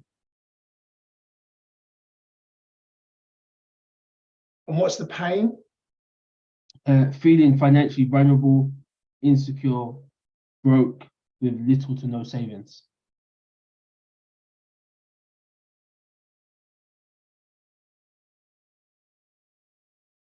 Okay, so here's my thinking. So they're going to want to know they're going to want a financial vehicle. So what is the vehicle that is going to help them to have the opposite of that? For example, people in the world of property are speaking to people like that, and they're saying, when you invest in our training, we're going to teach you how to build your family's financial future by learning how to get into the property market without any money. So what's the tangible thing that they're getting? So it could be learning how to invest in the stock market, for example. Amazing. So that's what you want to speak about. So you want to open that's probably what I was getting at, is you want to openly tell people, so it's kind of like, you want to openly tell them the promises, and then what is a result that you've got for someone. Like, have you actually had a female client like that, and what is the result? And if you have you got a result for her, and what has that result been? Yeah, got loads. Great. So give me an example of a result. So I've got ones where specifically usually in debt first. So we've got rid of 10 grand worth of debt, 15 grand. So I've got one recently, actually paid off 15 grand worth of debt, and now just bought a house in East London. Nice. I had no savings before that. Got it. Yeah. So you want to really speak about, stick with the pain thing works. The promise is, the opposite of that, by teaching you how to invest in the stock market. Okay. I think the hardest part for me, Miles, I don't want to take up anyone's time, is I usually sit down with people first and do kind of like a discovery. What is it that you want? Where is it that you want to get to? Yeah. And then I base my promise on whatever their goal is. So it's like, okay, now I'm in debt. I want to do this. I want to be here. I want to be in more control of my finances. I want to have an emergency fund. And then I base my promise on that. So to do it beforehand makes it a little bit more challenging, because I do finance. Whatever your need is my job is to help you achieve that. Does that make sense? So yeah. So remember, what you're doing here is you're just creating you're creating a tactic to get attention. Yeah. So all you're doing is, rather than saying I can help you invest in the stock market, you're saying, if you're a woman with this problem in this age group, I can help you in the stock market. So then everybody else that's interested, that isn't that avatar, will still lean into your stuff if they think it's good. it won't actually have the effect that a lot of people think is, well, if I say that I only work with women who want to invest in the stock market, does that not mean that if I put my content out and say that's who I work with, does that not mean that if men see it, they won't respond? No, actually, they will still respond if what you're saying and your way that you deliver your content is good. So, for example, I had a channel for Miles More members, and I'd have spas and hairdressers reaching out saying, would that work for us? Because it sounds like what you're teaching would work for our hair salon. But I wasn't saying I can help gyms and hair salons, because then I haven't got a niche then. But then that's not an expertise. So remember, this is just about you narrowing down who you're targeting so that you can show people that you're an expert. I'm an expert with women in their 40s, helping them to invest in the stock market. That's your sweet spot. That's your zone of genius. You can work with other people, but you don't need to tell people that. You just need to showcase your expertise in your content, and then other people will move towards you because they see you as knowledgeable in that area. Right, and it doesn't have to be the stock market. It's whatever that vehicle is. It could be clearing debt. It could be. Yeah, but I would, based on what you've just said about those results, I would speak directly to, if that's where most of the results stock market. No, most of the results are actually, to be fair, we've teaching them how to manage the money they've got better and clearing their debt. So most of it comes from managing their current income. Got it. I think the problem with that is it's not as sexy as teaching people a new skill. I know. So you got to give people what they want, not what they need. So you give people what they want to get them to come towards you. Yeah. And then when they're with you and they're in a conversation, that's when I would then be giving them the tough love. Before you even start doing that, you need to really get this in order. Yeah. Okay. Cool. Perfect. Yeah. Makes sense? Yeah, definitely. So obviously a little bit of work to do, but the main thing is, remember, for everybody, a niche is just a tactic to get attention for one specific person. It isn't narrowing down your coaching. It's literally just so that people go, Daryl Harper, oh yeah, he's the stock market guide for women in their 40s. That's the point. So that you then become front of people's mind for things like that. That's the point. Okay. Cool. Perfect. Good. Thank you, Miles. Awesome. Give it up for Daryl, everybody. Well done, Daryl. Good. All right, Julia. Let me come to you next, Julia. Julia, let's play. What are we working with? Hello. Yes, so I created 2 avatars, but I think one of them is a bit better. So it's a women in 50s doing everything right, working hard, juggling all the kids and work, and not feeling life is a chore, not feeling they are good enough or appreciated despite all the hard work, feeling unfulfilled. And then the promise is to live life smarter and create more joy, excitement, and connection every single day. Feel great about yourself now and get the tools which will empower you to do that. Got it. For what purpose is that, Julia? Because you're worth it, you deserve it, you deserve to have your best life now. And for what purpose should they have their best life now? Because your family is better off when you are happy. Got it. And so which category are we in? Is it relationship, is it? I mean, this is where it gets confusing, because it's more about the well-being of the person, so I put it into health. But the promise is very much related to relationship, because, yeah, I think that's what's motivating. Okay. And what's the pain? Remind me the pain again. It's just feeling like life is a chore. There is not much excitement, not enough excitement, joy, connection going on. It's more of just doing stuff because it has to be done. You said, great. So you said the word connection, so that speaks to relationships. So what's their biggest pain? What really keeps them up at night? Like I get everything you've just said, but what's a universal, what's really, really pissing them off? I think it's really like not having any spark, not having appreciation in the relationship. So it's like feeling taken for granted. Got it. So you've said it twice now, so it's definitely a relationship thing, and it sounds to me like it's a marriage thing. Is that right? I think it could be marriage, but I think I was thinking as much about the kids. Okay. Got it. As well, of not appreciating everything what they do for the kids, do for the family, they do for even parents, right? Like looking after the parents, they are doing stuff for others and not feeling that anything is coming back. Okay, got it. Which is the biggest problem though? Marriage, parenting, or their own parents? Which is the one that really, if they're really brutally honest, which is the one that really, really bothers them the most? That's a good question. I think it's probably the relationship. Probably it is the partner. Right.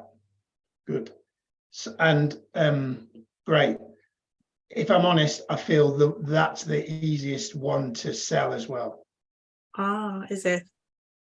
Yeah, I mean, I haven't niche hacked it, but I feel there will be, if I guessed, there will be more people having this issue than here's what I'm trying to say. There's probably more people that have stress around dysfunction in their marriage than dysfunction in their parenting or with their own parents. That's probably more of a pressing thing, because otherwise there wouldn't be so many dating sites, meaning there are a huge amount of people who aren't in relationships who want to get into one. Then there's a lot of people in relationships that want to get out of one. And then there's a bit of a combination of everything. Probably one of the biggest, you know this from working with Robbins, probably one of the biggest things that can derail your joy more than anything else is being in a interpersonal relationship that isn't functioning well. Because you can have issues with your children, but that can always be because there's an unconditional love with the children. There's probably more, rope's the wrong word, but there's probably more empathy towards the situation from the parent to the child, because they're like, oh, but they're a child and I'll love them unconditionally forever. Whereas it isn't necessarily as natural, I think, from my experience, for there to be unconditional love in a relationship. So like, if I think about my time in a relationship that wasn't serving me, when I was in a relationship that wasn't serving me, it had a negative impact on everything, like everything. So I think that to me is a niche worth looking into. Who's out there that's doing marriage relationship based coaching that you could model and adapt to make your own coaching brand in your own unique way?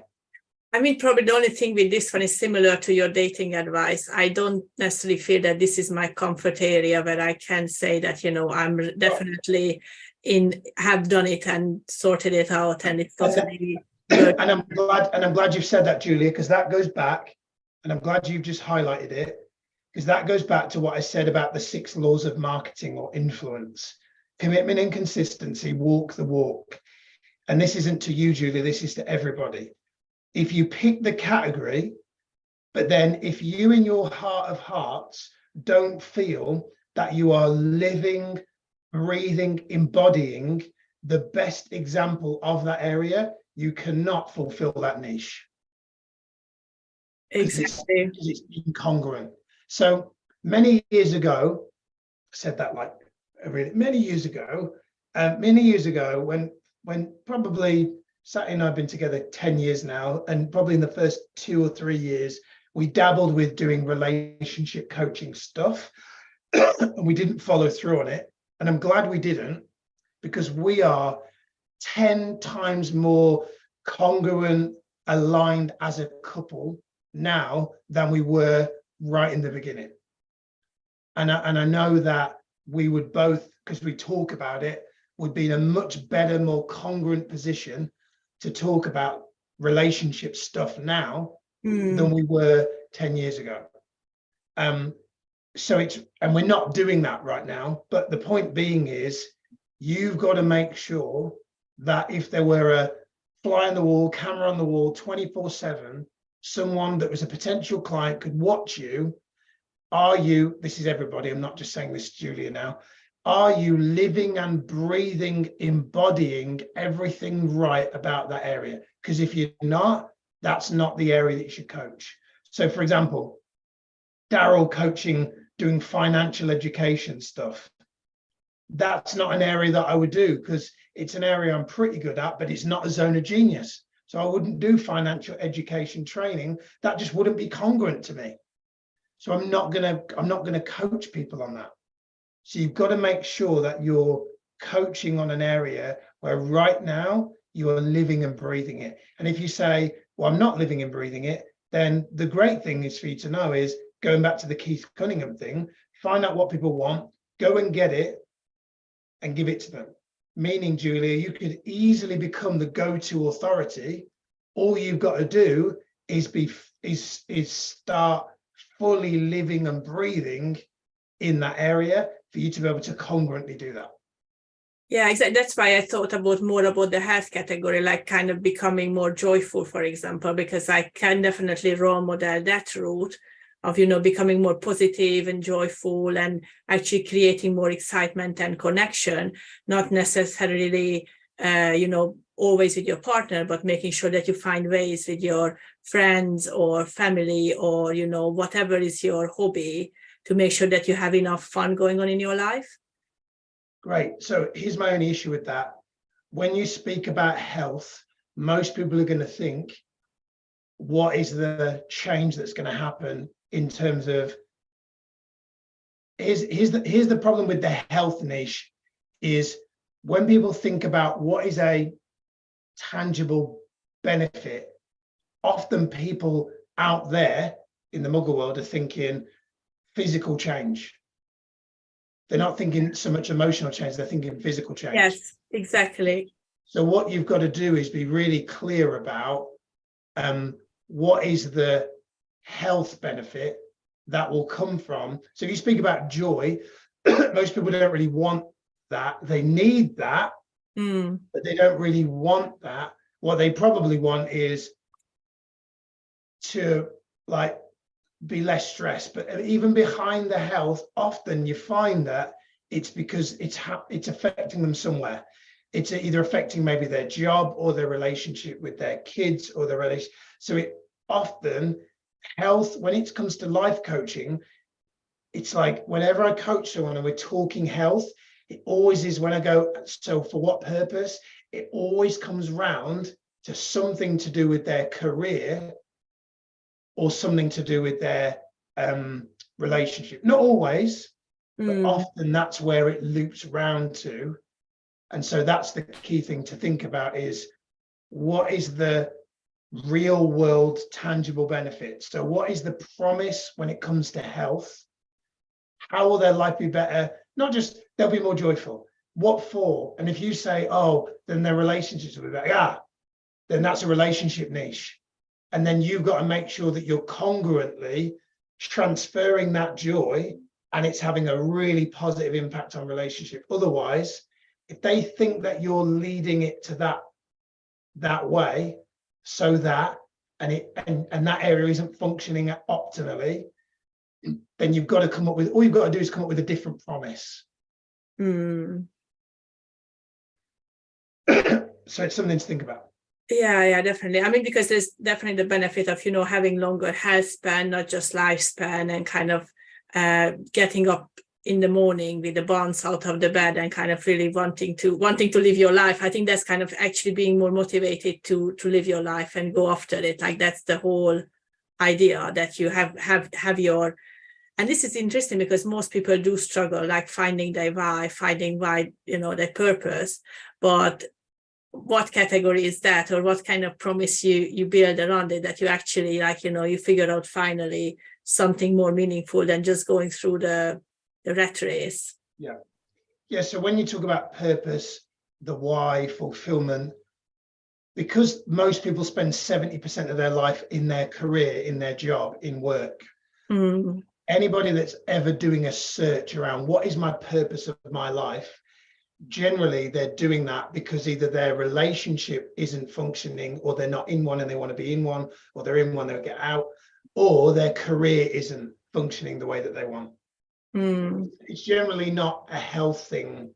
It's generally, if they talk purpose, they're generally thinking career or relationship. The great thing for you to know, Julia, going back to the niche lessons, selling the experience, not the thing itself.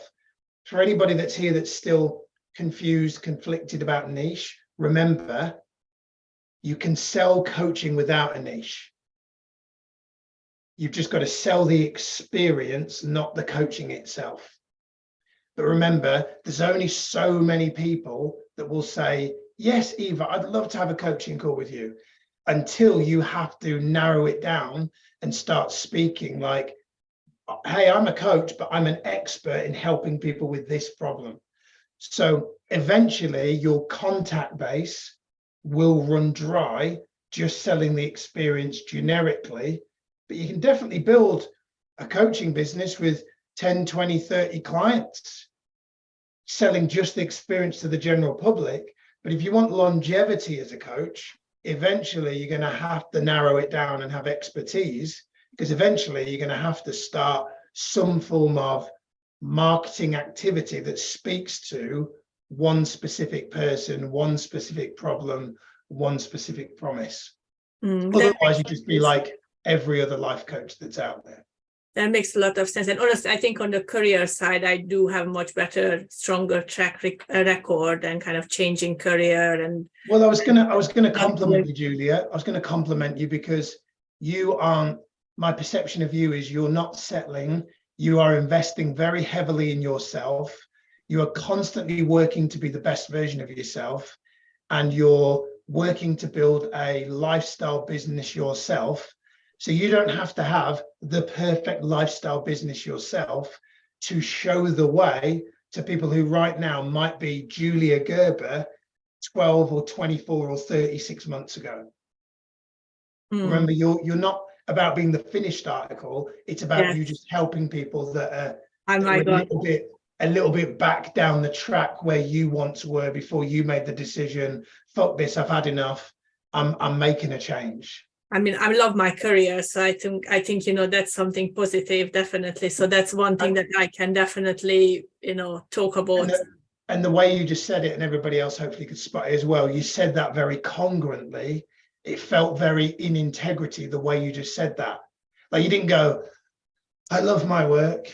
I really felt you say, I really, really love what I do. I really felt that. So I feel like you could congruently focus on the wealth category and be maybe guiding, say, women who are unfulfilled in their career towards potentially a new career. I think that would be very congruent for you because that's what you're in the middle of doing for yourself.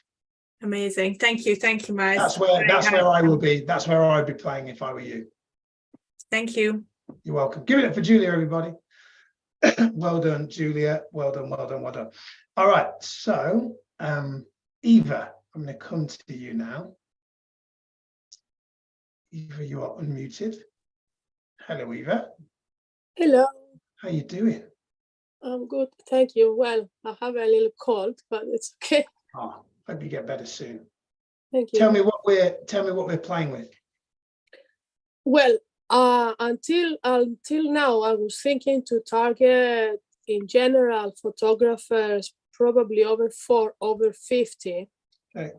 But as you were speaking, and because I've talked with at least 3 women, maybe might be better women over 50 who more or less have all their financial stuff fine, and they lack in confidence, they have low confidence, low motivation to develop their photography and to find their way to become fulfilled. Because I had one discovery session with a lady who actually was probably the best example of people that I could help.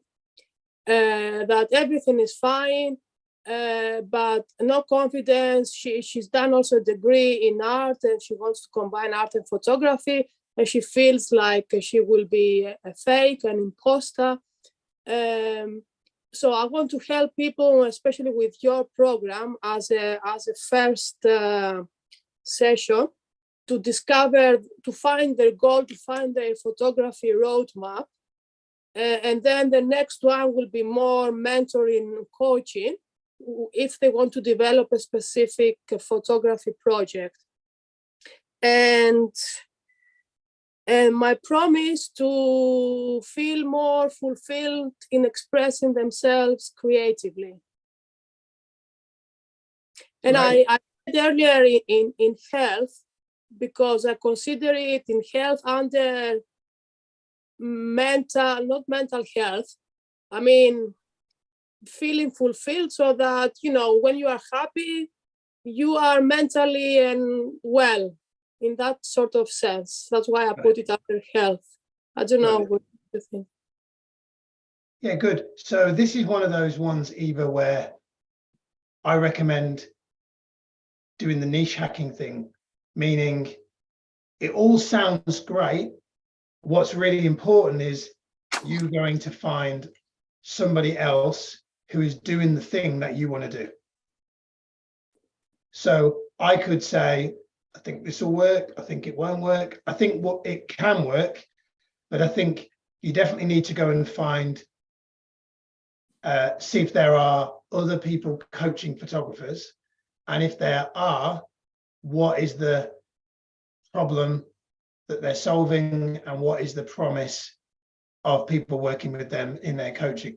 I'm guessing, and I'm making this up, this is just a guess, I don't know this is true, but my guess is because photography is, we're talking about a vocation, which suggests then that it's a vocation, whether they're looking to advance their career and make more money from it or not. It suggests, because it's a vocation, that it would go in the wealth niche.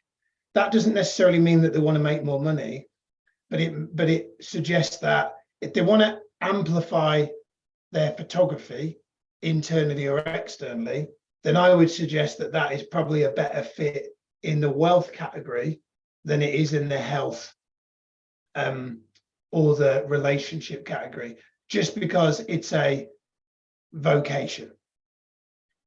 I mean, that's not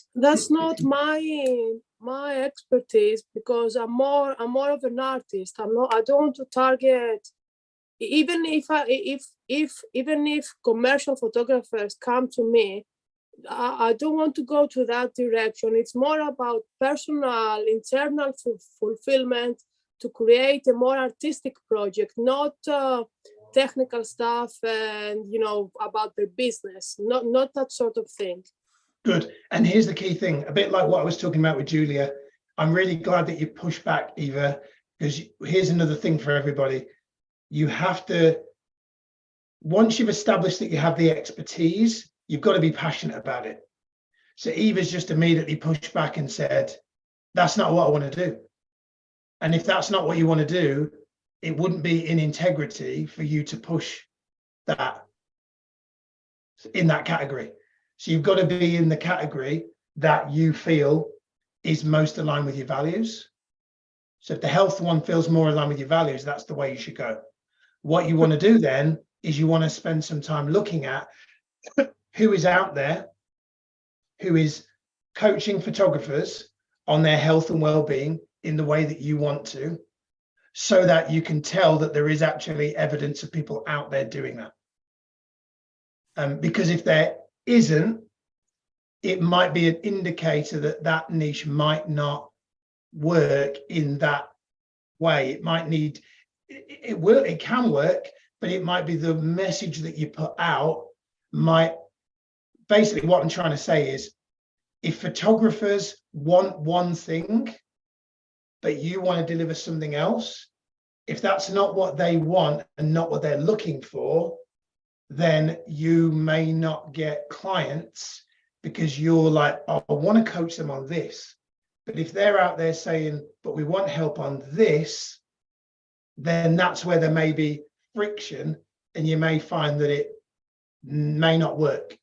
How to make it work is to go and spend some time looking at who's out there coaching photographers, specifically on health and well-being in the way you want to, and see if you can find some people out there that are doing it well, that are earning from it, and then that will give you an indicator as to what you're wanting to do can work or not.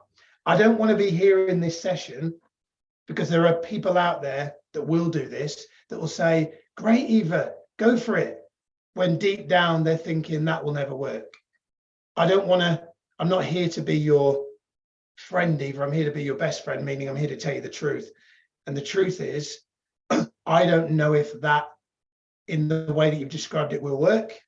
I'm not saying it won't work, but I'm saying you need to go and do the research to see if there are people out there that are doing it, because I can't say, yes, Eva, go and do it. If I don't think it will work, it will be wrong and out of integrity for me to say, go and do that. And then you spend a year trying it when I could have said to you, I didn't think it would work. So the positive end to it is you need to, away from this session, go and find and research to see if, my ring light's fallen off, to see if there are people out there that are actually doing it, to see if there's a market for it. It's kind of like, you wouldn't try and, what's an analogy? I'm trying to think of an analogy here. It's kind of like you want to try and feed a starving crowd. If you try and feed a crowd of people who are already full, no one's going to buy. You may have the best pizza in the world, but if everybody's already eaten, they're not going to buy. So you need to make sure that what you want to sell, that there is a demand for. That's what I'm trying to say. And the way to know it is go away from here and look at it and research it, and that will tell you everything you need to know. Okay, thank you. So without without giving you the answer, does that help you, give you some food for thought for away from the session? Yes, although it's also a little bit disappointing because, of course it is. You from want the- me to just say, you can do it, it's going to work, when it would be out of integrity for me to say, I can guarantee that's going to work, because I don't know if it will. I mean, I know at least 3 women who want help, and I'm Right. sure there are more in the world. Right. From the little research I've done when I Google photography coaching, either they are coaching on very, very technical, specific skills, Right. or around how to develop your photography business, which is Right. not my area either. Yes. Yeah. So So there mine you is more art direction based, you know. Exactly. So what you've got to do now is you've got to go away and find who's doing it the way you want to do it. Similar to, not exactly, but similar to the way you want to do it. You've got to now go and find who's out there doing that to help you know that there is actually a market for doing it that way. Okay. But like I said, it can work. You just got to do a little bit of research first to see who's out there, to see, like I said, if there's a market for it. Okay. All right, food for thought. Give it up for Eva, everybody. Well done, Eva. Well done, well done. Okay.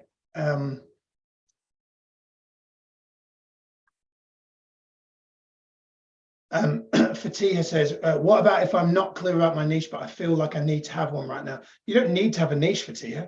Like I said earlier, remember, selling the experience. You know, the title of my book is going to be called Coach Your Butt Off, because if all you do is that, you don't actually need a niche, but it's helpful, because remember, if you don't have a niche, you're like a convenience store that sells everything, which means that you're not an expert.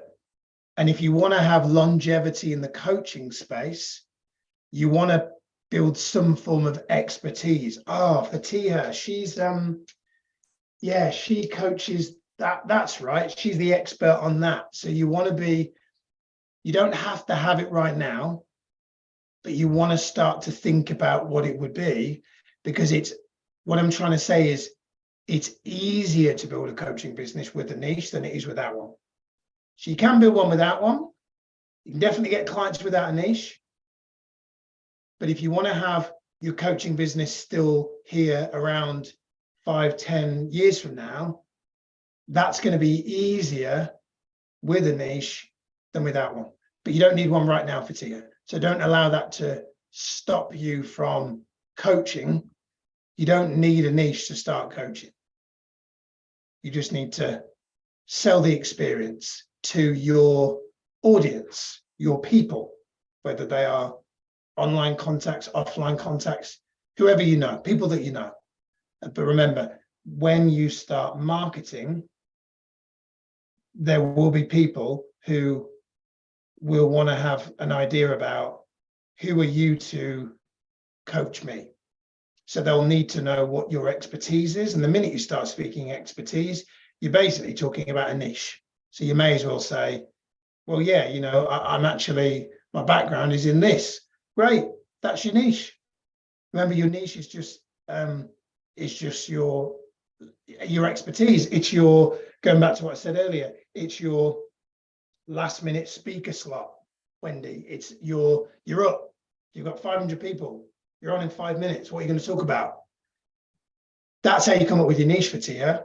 You put on the spot, pressure's on, you got a stage ready, 500 people. What are you going to talk about? One topic. That's your niche. That's where you come up with your niche. That's where you come up with your niche. Oh, I'm sorry to hear that, Polly. I hope everything's okay. So Fatia says, will I go with health or career? If I were you, Fatia, I would, let me unmute you.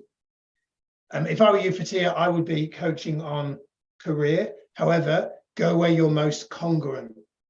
So I said to Julia, I challenged her, I said, if relationship isn't the area right now that you feel like you're really walking the walk, don't be the expert on that area because you get found out. Career is the area where Julia is moving forward in the right direction, is really aligned, is investing in herself. So that's the area that I recommend that she goes in, and she can always change the relationship at a later date. So you want to ask yourself, Fatia, behind closed doors, which one are you like the best in? Is your health better or is your wealth better? And that's where you come up with your niche. Yeah, I'm thinking about, because I always kind to get around mindset. At the same time, there is this teaching, education. This is where I am best at. So Education, a bit like Eva, who can do health, but I recommend that she needs to do a little bit of research around photography and health and checking that that is viable. You can do health, but because your vocation is in the education system, yeah, straight away that builds the perception that people are wanting to have some form of career advancement. So it's almost contradictory is the wrong word, but it's the word that's come to my mind, so I'm going to stick with it. It feels contradictory to say, I'm going to help you with your health when you're in the education sector. It makes more sense to me to go wealth. It's like if Daryl went health when he's in the financial services space. It makes sense for him to say, help you with your financial future because I'm in the stock market. It makes sense to me because I think Fatia and I think educator. That's what comes to my mind when I think of you. I don't think health, no offense. I don't think health, I think educator. When I hear Wendy, I think nurse, NHS. So it would make sense to Wendy to be coaching people that are in the NHS. I'm just going with what comes to my mind when I think of you based on the time I've got to know you. So it's what you've got to know what you're kind of known for. So like I'm known for, oh, Miles, not so much anymore, but used to be, oh, he's the gym sales guy. So you want that type of, you want to become synonymous with something. And I think my perception is you're synonymous with the education space. and helping people to either become better educators or to improve their lives through education. That's not to say that you should do that, because if, like Eva, you went, well, I don't really want to coach around that, then again, you shouldn't do that if that's not what you want to do. But remember, meet people where they're at, give people what they want first, and then you deliver what they need. So again, like what I said to Eva, Fatiha, if you don't know what your niche is, you want to look at who is in the space that you want to be in, that you can look at and go, they're doing it like I'm doing it. Oh, and there's another one, and there's another one, and there's another one. So you want to look at that. I think there's big scope for education.